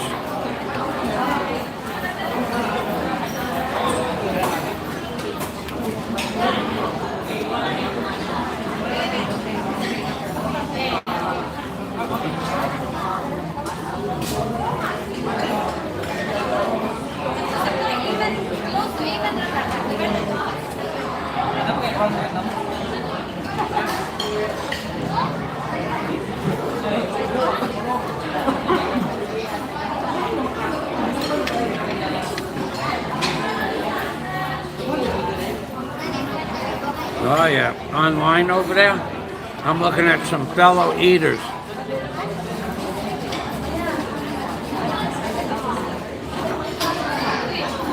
There's a couple of us.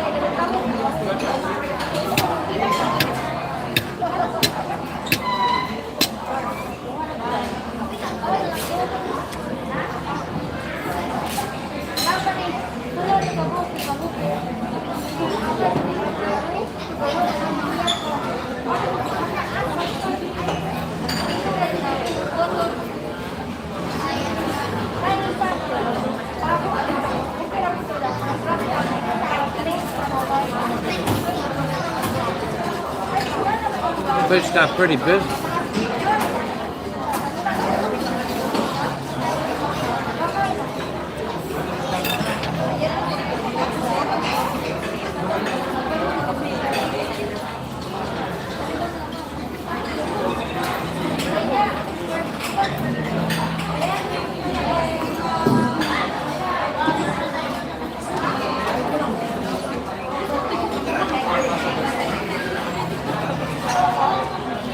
lemon, baby.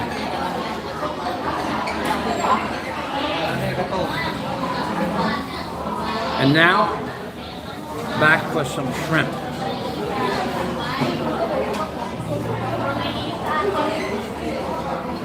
Head first. Brains first.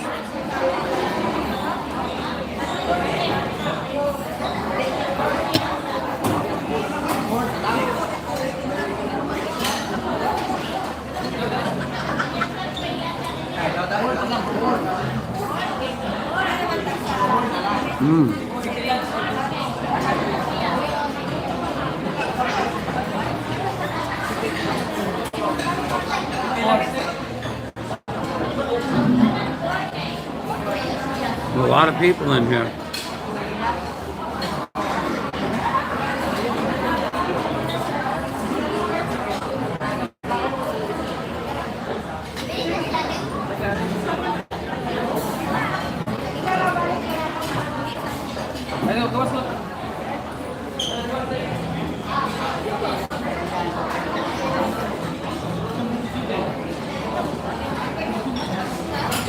Imagine one of the people that are watching right now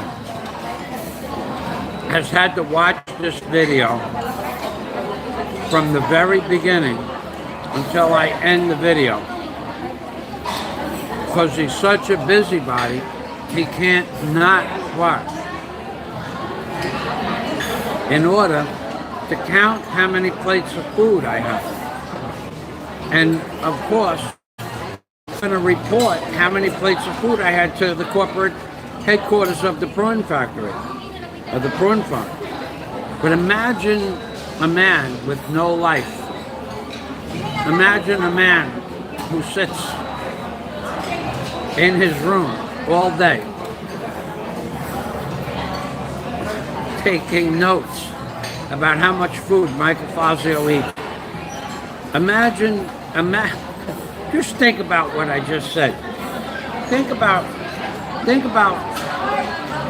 somebody that watched the 4-hour and 20-minute live stream last week and counted, either while I was live or when he watched it play back, he counted how many plates of food I had, how many glasses of cucumber juice, and how many bowls of soup I had. Could you, would you come? Apparently you would. I don't know. I would not watch a 4-hour video just so that I could count how many bowls of soup somebody had, and or how many shrimps. Imagine if he counted how many shrimps too. Is he keeping track of that? I can't even begin to imagine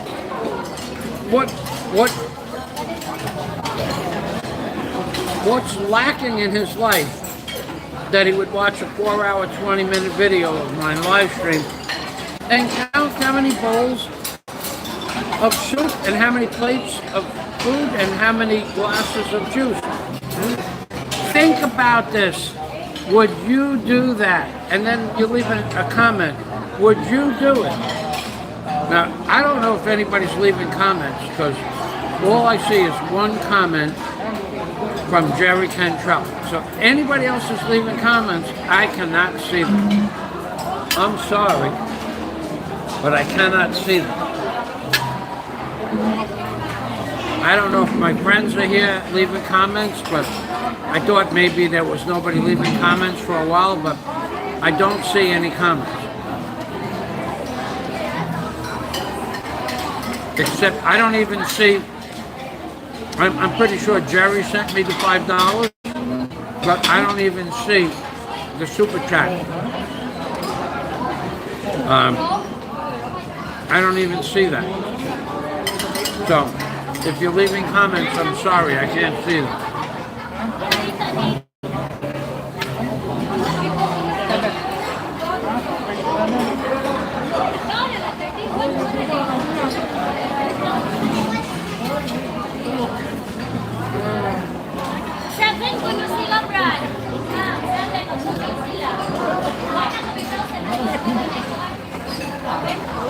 So next is soup. Haven't had any soup yet. I gotta have soup.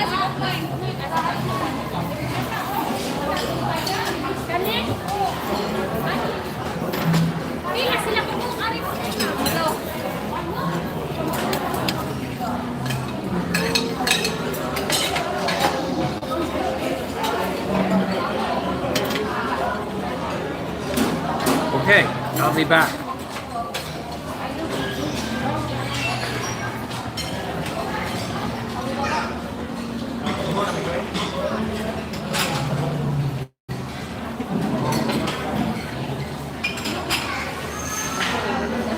I'll be back. What do I want to do? I want to keep this here. I want to keep that there. I want soup. I haven't had any soup. I am soupless. I'll fix that.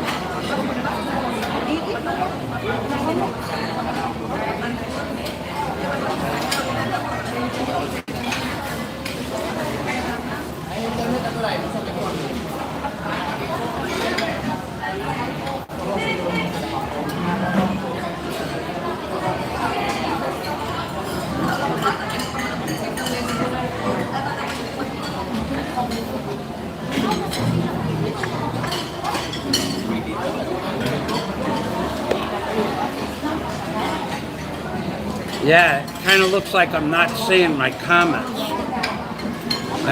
Something's wrong with this camera.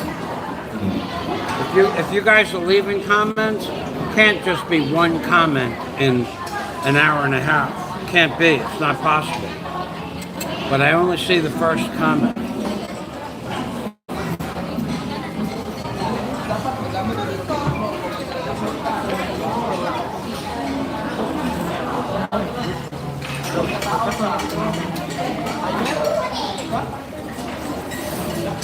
This soup is delicious. It's tofu and corn, I think it was. It's excellent. Could be cream of, it tastes like cream of mushroom and corn in tofu. It is, I forgot what it was, but it's as good as the, last week we had cream of potato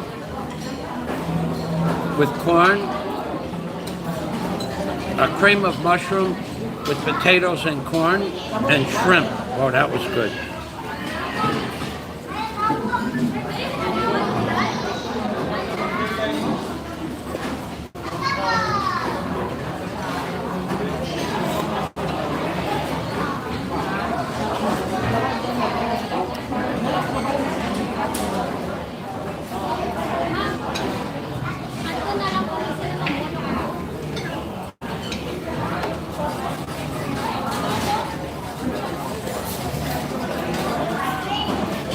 This is very good, the soup. For those people that are wondering, I can't eat anything with salt or MSG in it because my ankles swell up, but I've never had an adverse reaction from the food here, so I really want to ask the chef. I should have did that before it got crowded. Maybe I could ask one of the waiters.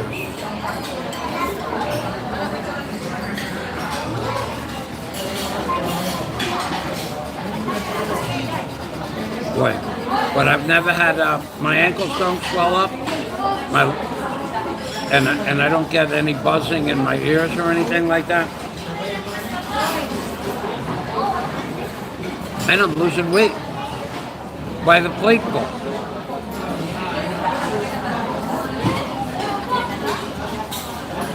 I swear they use fresh corn here. This corn tastes like it was just taken off the cob. It does not taste like canned corn. So it's cream of mushroom with corn and tofu. That's what it tastes like.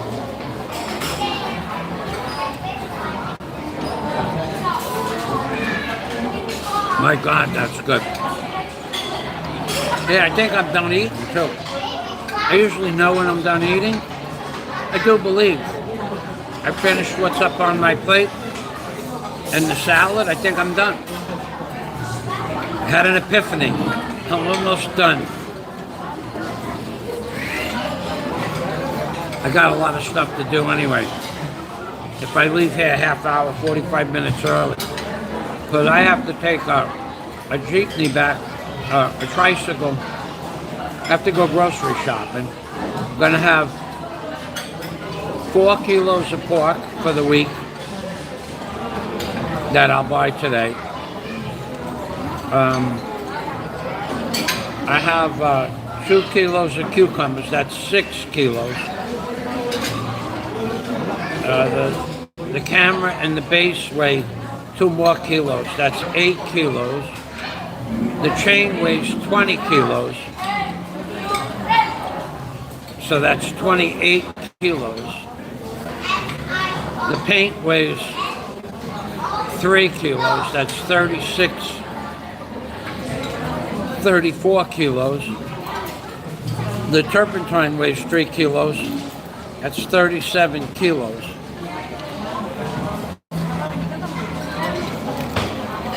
I have to buy a couple of things in the hardware store.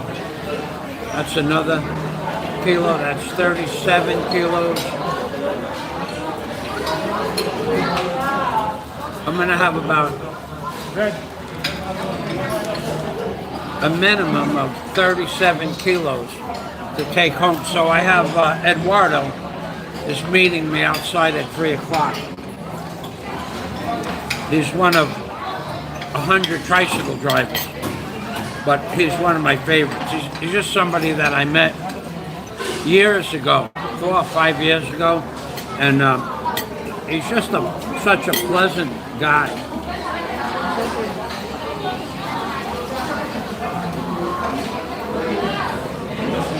He's much more friendly than any of the Jeep. All the tricycle drivers are friendly to me, all of them.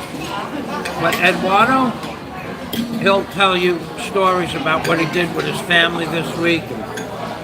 what he did with his wife and his kids. Very friendly man.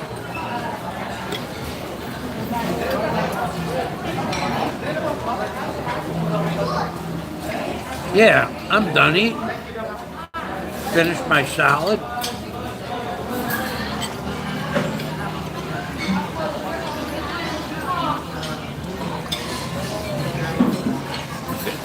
I have 3 shrimp and 2 shrimp with heads, 1 shrimp with no head. This shrimp sacrificed his head.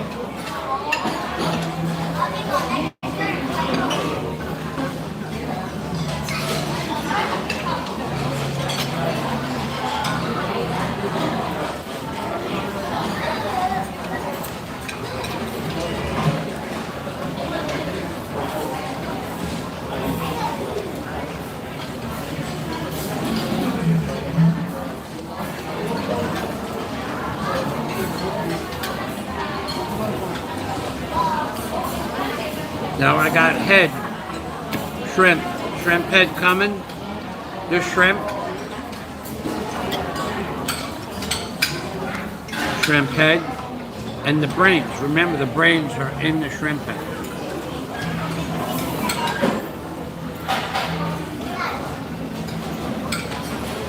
Know what I could do?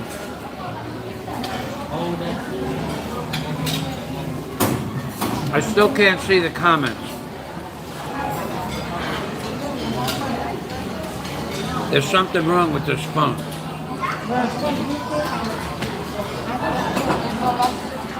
What?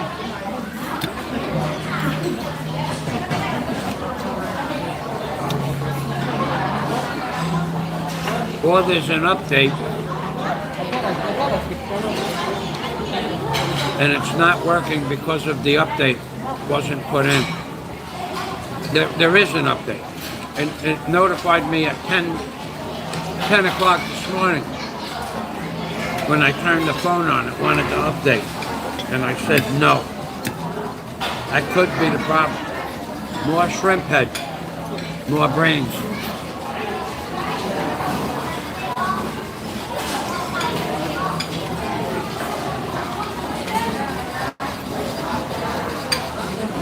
You gotta be careful when you eat the shrimp heads. They have that. They have a pointy thing. See it?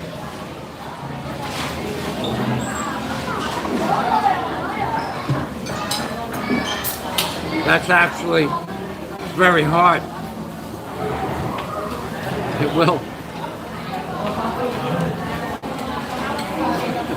If you're not careful, it will stick into the side of your mouth or in your tongue.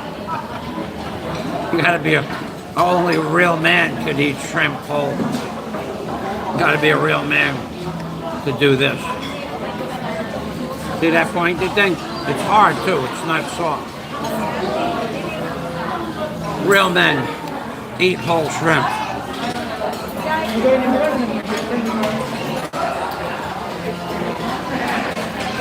You gotta be real careful.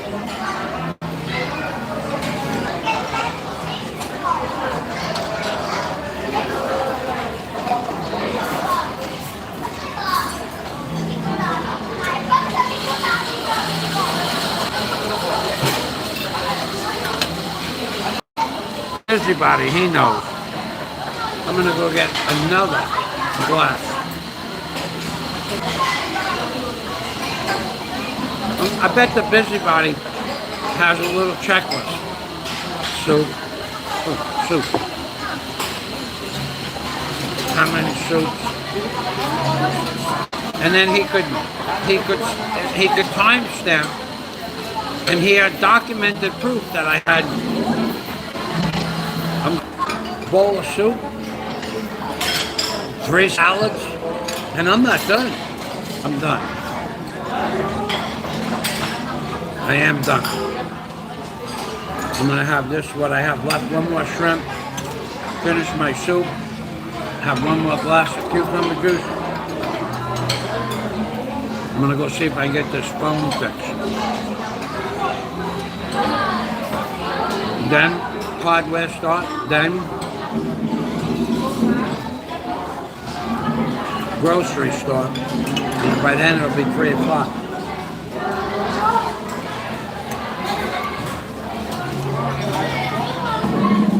Tofu, baby. Tofu. And it tastes like tofu.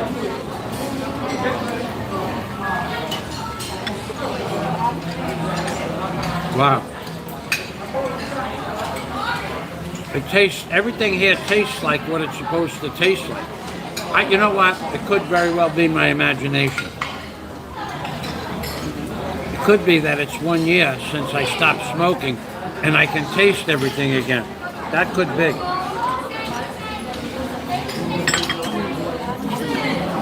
It used to be, when I was smoking, if I put salt on my tongue, I'd have trouble tasting it. What I'm going to do, we may get disconnected permanently, and that's okay. I'm going to shut this machine off and restart it. I'm going to actually shut down the live stream and restart it to see if I can see the comments. Because this is bothering me now that I can't see the comments. But what I'm going to do is I'm going to shut it down and turn it back on. It should start back up. But if it doesn't, I'll say goodbye. And if it does, then I'll be able to read the comments. So if it shuts down, thank you for stopping by and watching my live streams. Thank you for listening to my my crazy ideas on what makes me a good swimmer. Of course, it's not real complicated. The tail of the shrimp is what makes the shrimp swim so well. And when I eat the head and the tail allows me to be a better swimmer. So I'll be back in a minute, or I won't. In case I'm not, I'm Pink Permy from the Philippines, baby. From Mr. Congeniality himself. Just give me 2 minutes to shut it off. Give me a minute. It'll either come back on or it won't. And if it doesn't come back on, thanks for watching. From the Philippines, baby. All right. I'm Pink Permy in case. Give me 60 seconds, starting from now.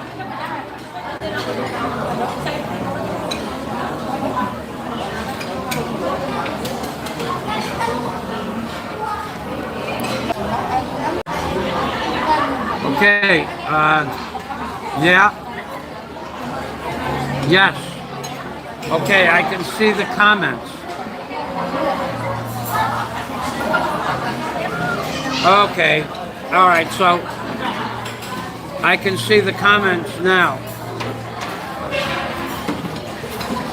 Okay, Jerry Lewis, I'll answer that.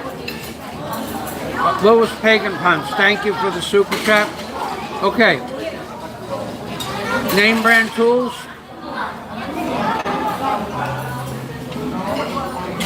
Well, you know, that's strange. I just did a comparison on price this morning for name brand tools and no name tools.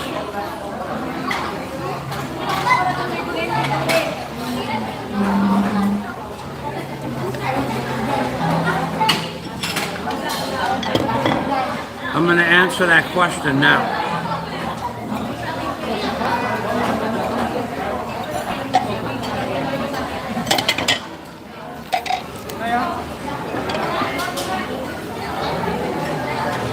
Okay, so this morning I went into a store to order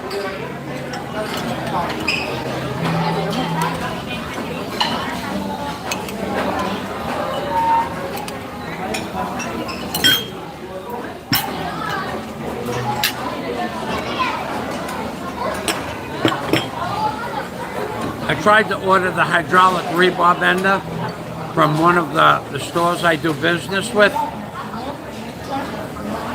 It's not in his book. It's not in his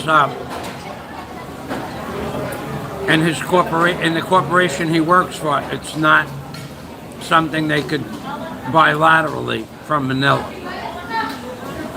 So I looked at rebar cutters that are manual operated, and they were 5,000 pesos, where you put a 6-foot pipe on a shear, and it doesn't make any dust, no noise. It actually works quite well. It's the biggest one I ever saw. I've seen smaller ones where guys really kill themselves to cut a piece of this will cut up to 20 millimeter bar. That's big. 20 millimeter is that big. I'd like to see it work before I bought it, but for 5,000 pesos, you could use that to cut all the little bars. However, Louis, if you're there, leave a message if you're there. Okay. Makita, they don't sell Craftsman here. They sell DeWalt.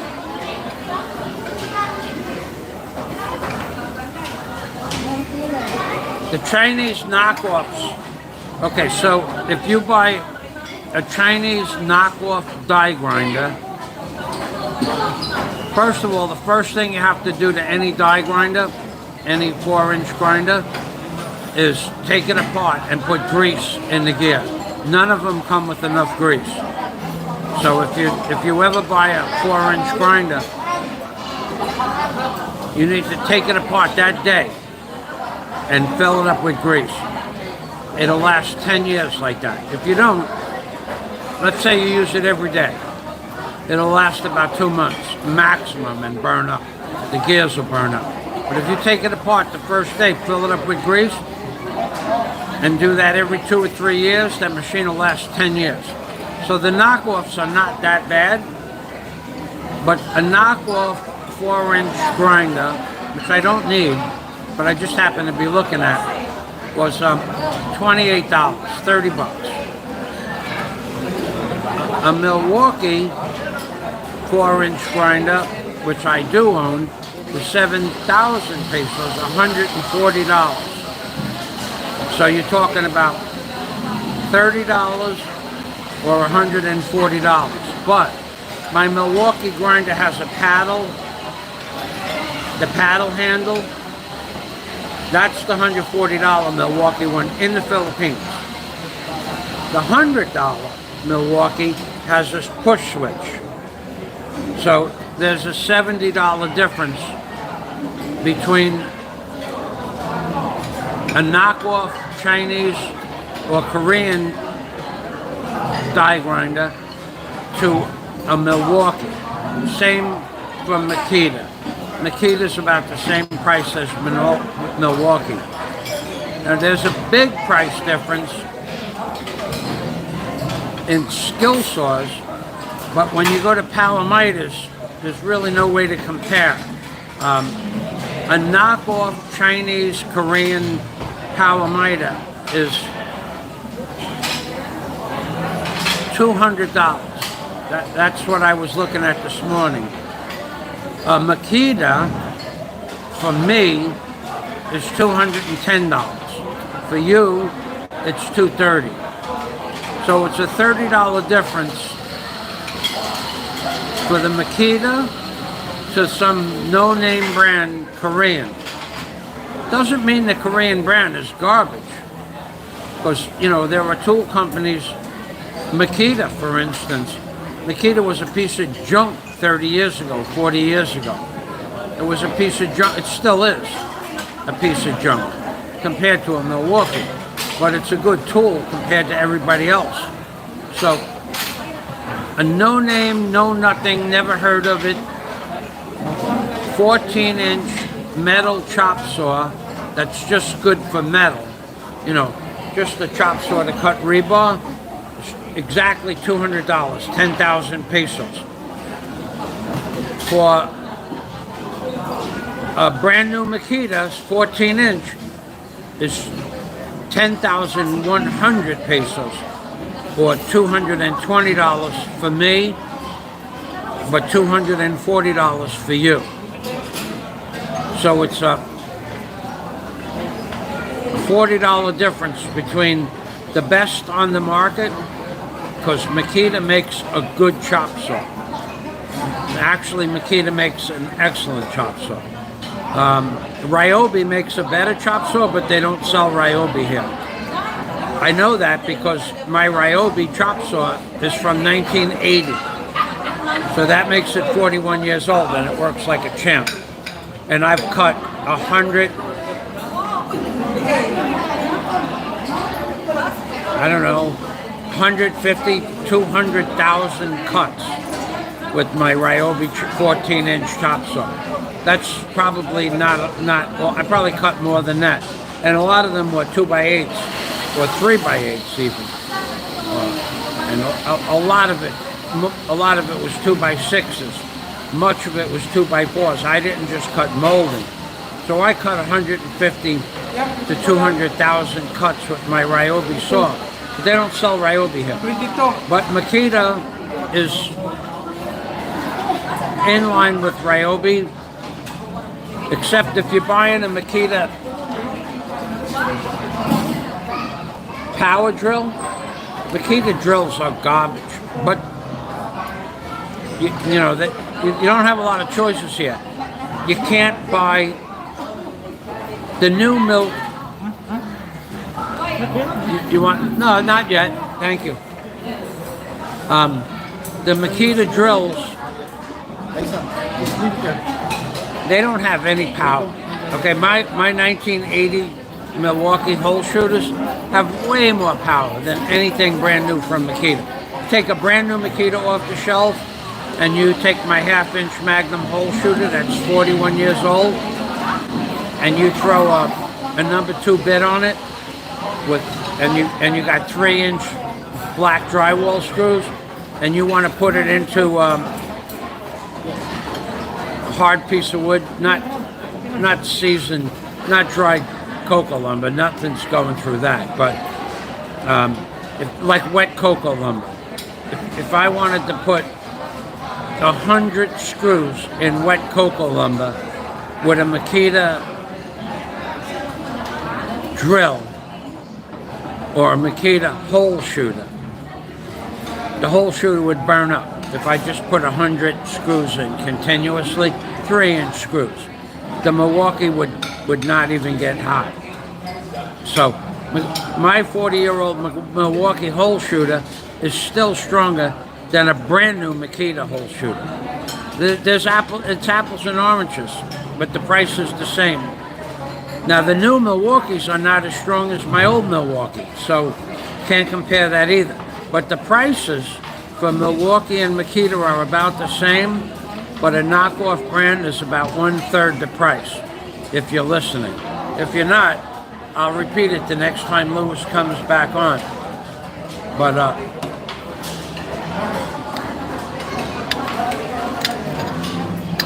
I'm going to get a little shrimp head here. My brain is from all that tool talk. See that sharp point on there? That bad boy, that'll jam you up. That'll jam you up big time. Only a real man. That thing is hard too. It's not soft. You gotta know what you're doing when you eat shrimp head.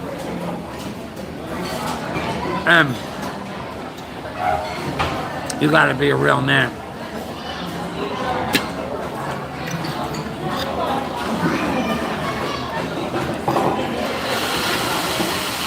A real man eats shrimp head.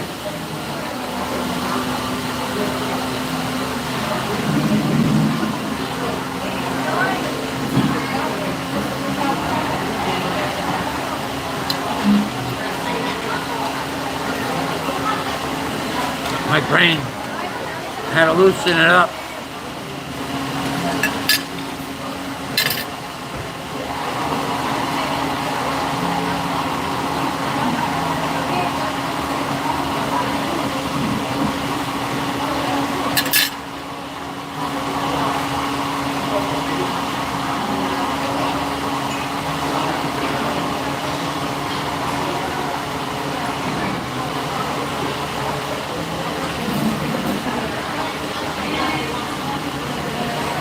I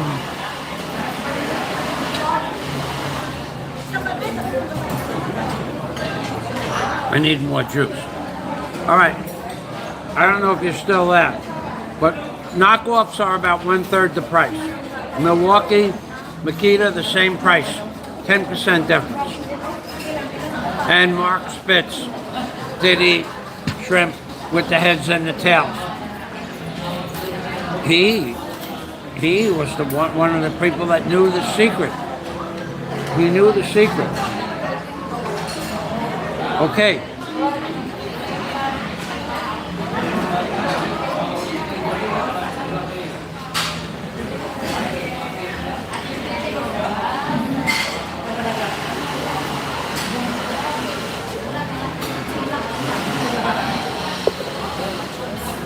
I gotta go get more. I lost track. I lost track of how many cucumber juices I had. Somebody's keeping track. Fucking idiot.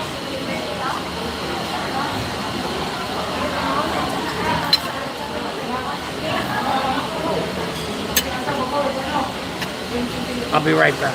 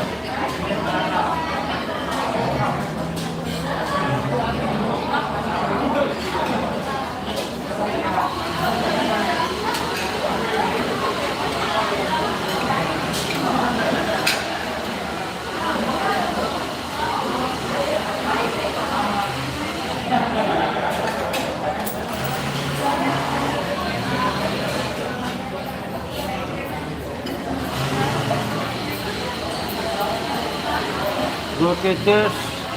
Look at this. I lost track of the salads 2 or 3 plates ago.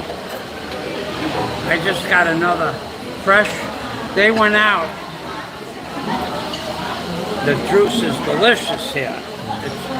It's not even, I don't even know if it has sugar in it. I don't know what it's in, but it doesn't make me, it doesn't give me like a sugar rush. The iced tea gives me a sugar rush.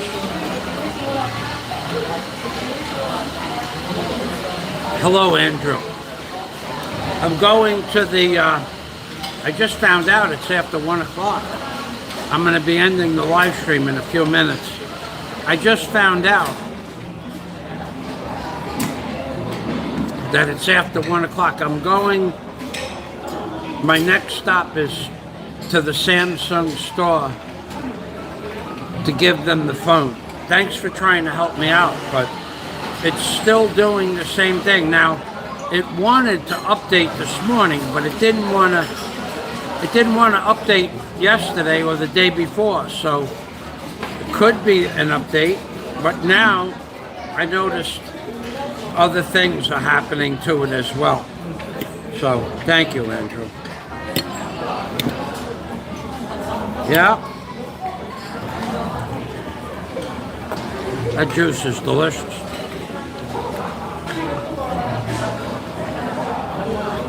Have you heard the latest, Andrew? Mr. Busybody said I have a plastic bag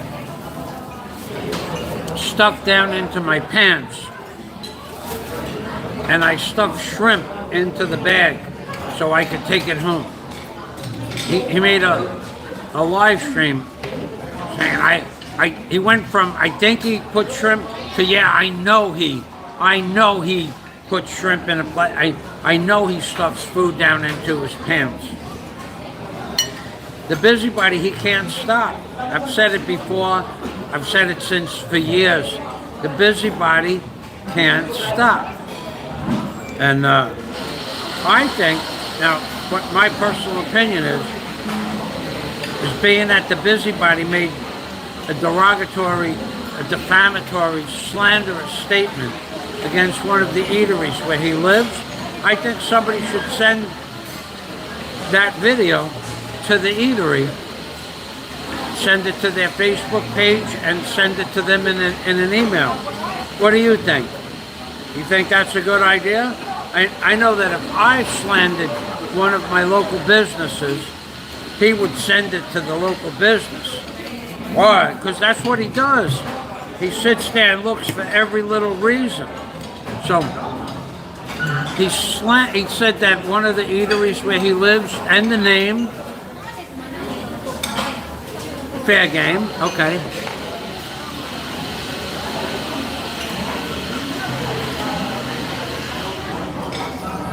It's full of slander, fair game. So he also said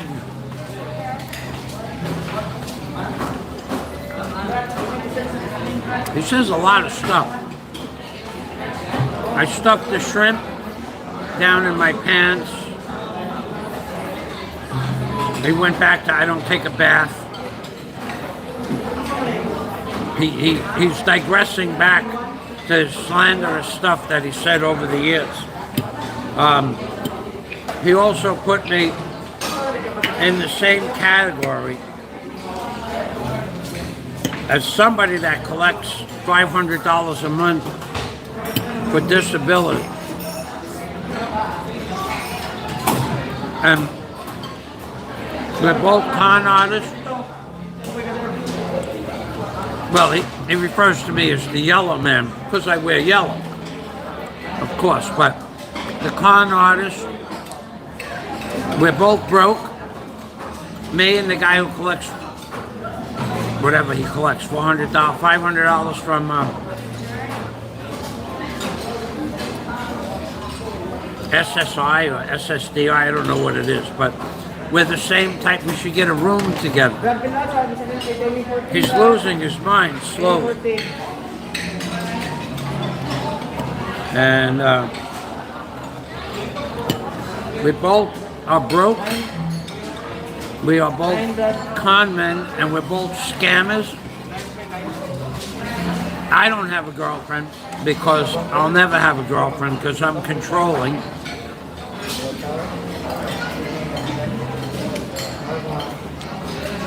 So, what does that say about him?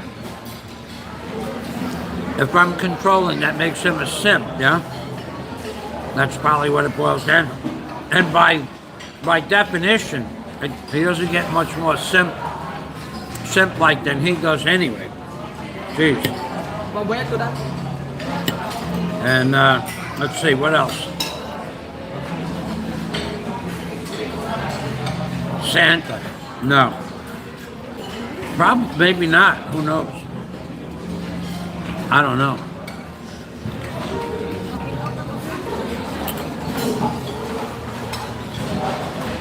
I'm going to have a belated Christmas present to him when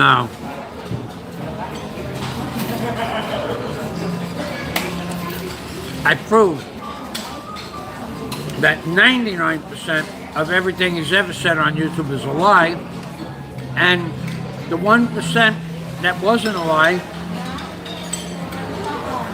well, you gotta, even a broken clock is right twice a day.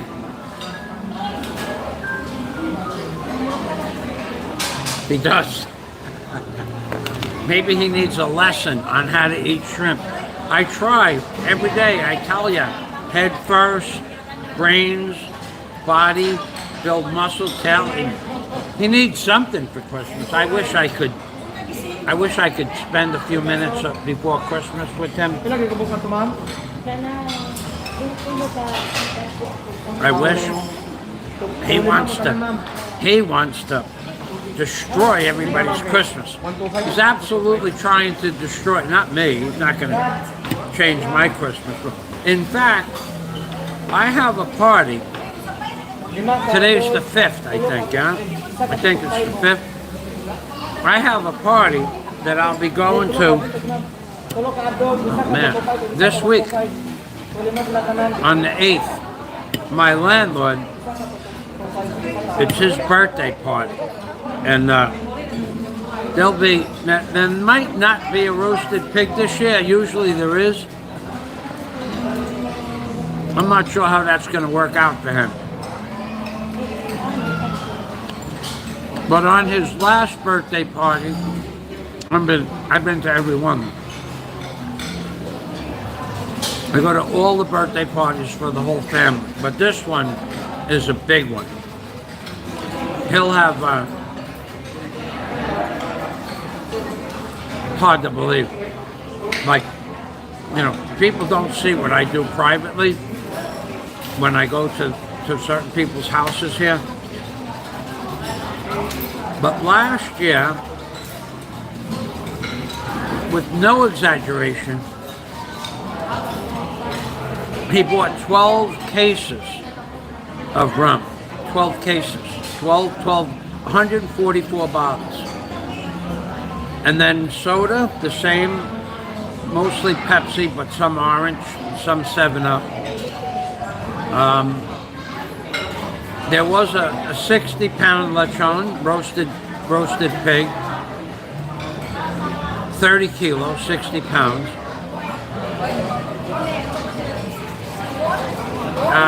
They slayed at least one goat, and there was a 50-kilo bag of rice. Now, the rice and the goat. What else? There was all the innards of the pig. They made 400 or 500 bags of food for the children in the neighborhood. And they went through 50 kilos of rice. That was before I got to the party. Someone knocked on my, well, they came to where I was working. I knew there was going to be a party, but I was working, and his brother Ray, the guy I gave the firewood to yesterday, he said, "Mike, the lechon's going to be done at 5 o'clock, whatever it was, 5:30. Come on over, and so I'll be going to a party for somebody that doesn't have any friends here in the Philippines, where there'll be. If I go there in the morning, which I won't, I'll probably work in the morning if it's not raining. 300 people that will know my name. I won't know their names. I'll know some of their names, but where I live, everybody knows me.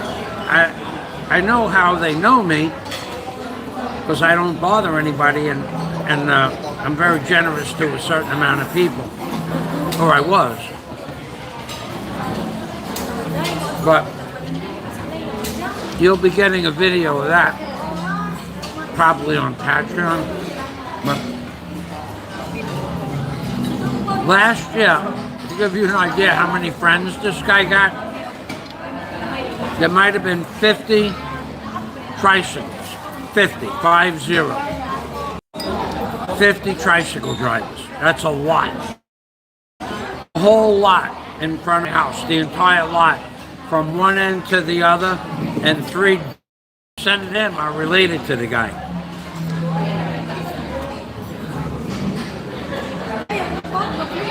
You'll see it. And matter of fact, I saw him this morning, and he reminded me when I was leaving for the city. He reminded me that it was his birthday, like I'm gonna forget. I remember his birthday better than I remember mine, because it is such a big event here. It's like there's as many people that come to the house for birthday as fiesta. Oh, that's the guy. That's the guy that always is yelling guapa back and forth with me. He's a funny dude. If I told you what he wanted for his birthday, I'll tell you on Skype what me and him talk about getting for his birthday. It's just a joke, but we talk about it. I wouldn't say it on a Prawn live stream, but me and him laughed at 6:30 this morning. We had 2 tricycle drivers, him, and 2 men in the pirogue next door to me, and those guys didn't know that I was kidding. And they were looking at me, and then they were looking at him. Are you going to let him say that?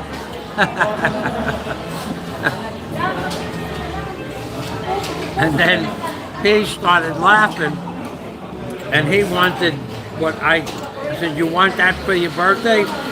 And they went like, and then he started laughing, and he said, no, not 2, 3. And then they realized I was his friend.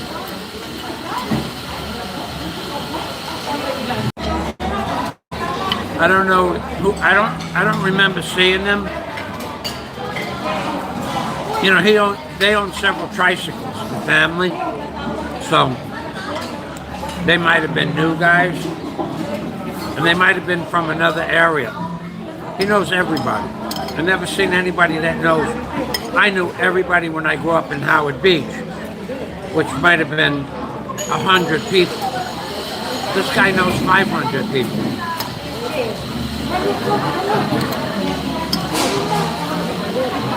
And most of them are his family. I'm done eating. It's official. Mark it down.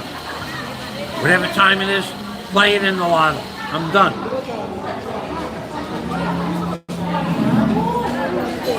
I gotta find out what time. Andrew, could you tell me what time it is, please? I think it's when,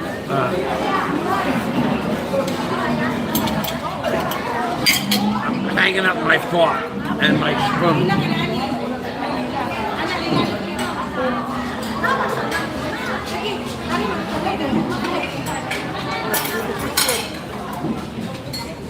Oh, it's early. Thank you. I just talked to somebody when I got my salad. They said it was 1:30. What the hell are they talking about? I got another hour. I could digest and go back for another plate, whatever number that was.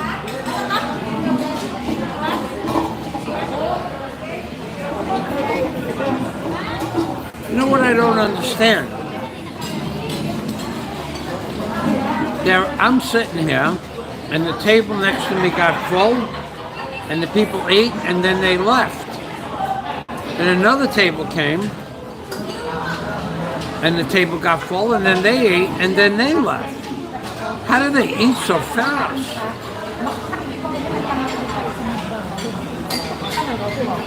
Ah, okay, 1:30. Okay, so he was right. Thank you. All right, then I gotta actually say goodbye because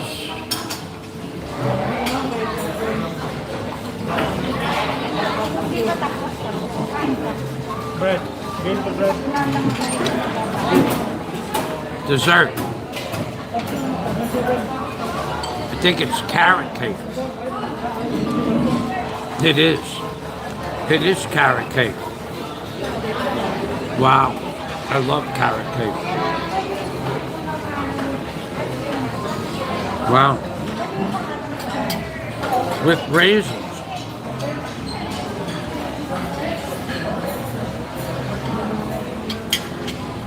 That is good. That is good. Carrot cake. That is, I think it's real carrot cake, actually.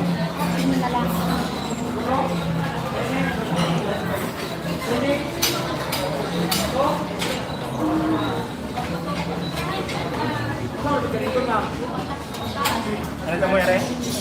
Tulong mo, no?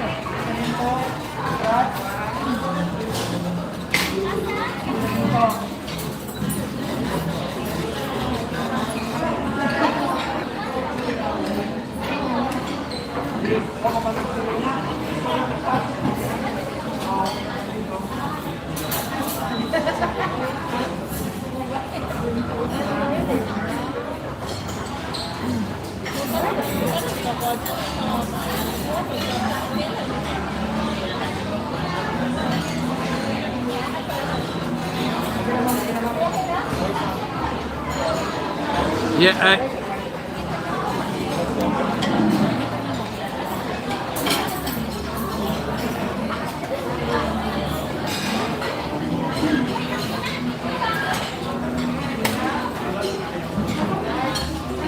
there was a girl. She was fixing her mom's hair. It looked pretty cool.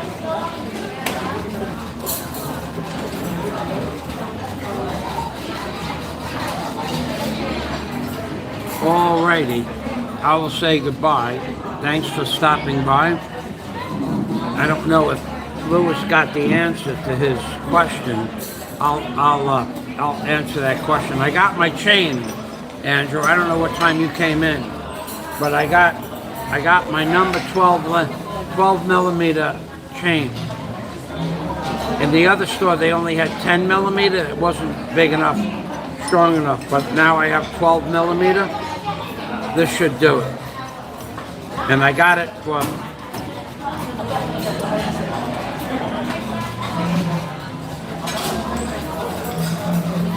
$20 kilos. I got it for 88% less money than the other store because well, there's a store that doesn't normally carry this that I went in last week and they didn't have it, and I was going to go in this morning and ask them if they would order it for me, 12 millimeter. And what happened was they got a box of it in So this is 12 millimeter chain. This should be good for 4,000 pounds. And when I put it on one end, on the two sides of the container, it'll lift up 8,000 pounds. Working load, workload, 8,000 pounds. It won't break until you go up to 12 or 13,000 pounds, and the whole container doesn't weigh that much. Yeah, that should do it. A paradoxical cube. That's right. You'll see it. The only thing I couldn't get was hooks. They didn't sell hooks for the chain. So I'm going to put the links. I'll put it through the eyes. I'll put it through the eyes on the top of the cargo container. They have where they lift the cargo containers up. I can put this chain through it, and I'll bolt it. I'll just put number 8 grade bolts through the chain with washers on both sides, and I'll put 2 bolts per corner. That'll be enough. That'll be enough. And then and 2 bolts for each end, of course. And then the hook from the lifting hook on the boom truck. These are 4-meter chains. That's 15 feet. The boom truck, I'll just make it so that it picks it from the center pick. So I got my chain, and I saved 88% of the price, 88% less money than Build-A-Web with my discount, which I don't know anybody else that gets a discount, because I showed them the plans for the hotel years ago, and I told them I'll be buying a lot of stuff from your store. So when I went there this morning, they had a whole bucket of number 12 chain, 12 millimeter chain, and they had a whole bucket of 10 millimeter chain, which they didn't have last week. So I got lucky. Otherwise, I would have had to go to Build-A-Web, buy 10 millimeter chain, and it wouldn't be strong enough to, well, it might be strong enough, and it might have broke. But this won't break, and it will be strong enough. So you'll see it in use. And the truck is still in town, so I think tomorrow I'll jump up onto the container that I want to pick. The one cargo can number 2 that I'm going to just pick up the back ends 8 inches higher. I'll put these chains on cargo can 2. I'll get it set for the boom truck to come into the yard and make the pick. The whole thing, to make the pick and to put the wood underneath the cargo container, should take an hour and a half. Yeah, the rebar bender. Yeah, I bought another one yesterday. I ordered it through Lazada. It's on Lazada now. It's in my live stream from yesterday. I bought it. I put it in my shopping cart, and I went to check out, and it showed me $600 for the shipping. I'm going to be stuck with that That $600 is not going away. It went from $200 to $600, and that's all there is to it. Now, the problem is, I was on the phone with Lazada, and I said, you make sure that that's door to door. Oh, I'm sure it's door to door. I said, no, I don't need your word for it. No, at all. I don't want to hear a secretary that works for Lazada tell me that you're sure it's door to door, and then when I pay for it, I can't cancel the transaction after a certain amount of hours, and then when it gets here, they put it on a truck, take it to their warehouse, and then they tell me I owe them $600. I don't want to do that. Oh, I'm sure it's door to door. I said, well, you want to give me $600? And then if it's not $600, I'll give it back, or you want your company? Yeah, $600 port to port, and then $600 to ship it to my front door, 10 miles. So So I said, you call up the company. You call them up. And she couldn't even find the telephone number. I was on the phone with her for 90 minutes. She couldn't find the phone number. She couldn't find it. They didn't have it.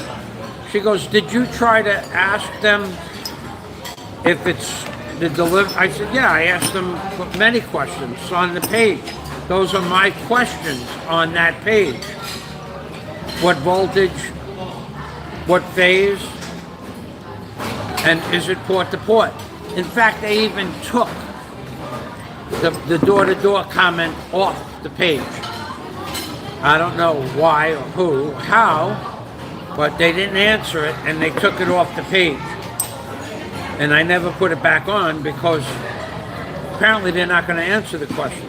If I asked them 3 questions and they took one of them off without answering any of the 3, I don't think they're going to answer any of the 3. So, yeah, so the woman is, oh, I'm sure it's door to door. And I'm going, well, if you want to be sure, put it in writing. You know, get something in writing and I'll pay for it now. It's no problem. I'll give you the 143,000 pesos right now. You put it in writing. She couldn't do that. So it looks really much like I'm going to Manila as soon as the holidays are over. There's no doubt in my mind I'm going to Manila because if they want to charge me, if I can't get a firm price for that $600 delivery door to door, I'll go to Manila, buy the machine, put it on a truck, bring it to the port. I'll ship it myself. It's got to be less than $1,200, and I'll only spend $200 in Manila.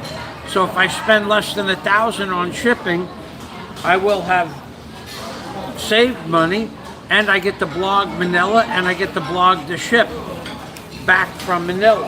You know, the delivery ship, the cargo freighter, and that's like a 18-hour ride. That's an 18-hour ride door to door. So I'll blog me going to Manila, and I also want to pick up, if it's possible, I want to pick up a rock hammer. You know, the hammers for the track hose. If they have one in Manila, I think I'm going to pick one of those up as well. To break the rock. Now, I know they don't have the big ones, but even if they have one for a little track hoe, like the little track hose that, you know, one like a 6-ton track hoe, they have the little hammers. They're about 8 inches by 10 inches by 4 feet. I'll buy one of those. If it breaks rock on a little track hoe, I'll just make an adapter. I'll bring it to the shop, a welding shop, and I'll have them make an adapter for my track hoe. So I'll buy a rock hammer and the rebar cutter, put them both on the same ship, and bring them back together. I only need to dig 2 more holes, but the rock hammer, if I wanted to do something, dig something out in the future, anything, it would be a big benefit. So I got to say goodbye now because I have to go to the Samsung store. I'm having difficulty with my camera communicating with my computer, and I still have a hardware store, a meat order, and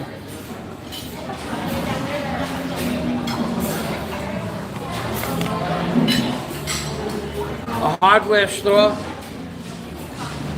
a meat order, and the Samsung store to go to. So thanks everybody for watching. And this is Michael Fazio in the Philippines saying, I'm being Permy from the Philippines, baby. And of course, from Mr. Congeniality himself. And I am the most congenial person. How and why I can't tell you. Take my word for it. I am. And umping Kermie from the Philippines, baby. Bye-bye for now. I really do have to go.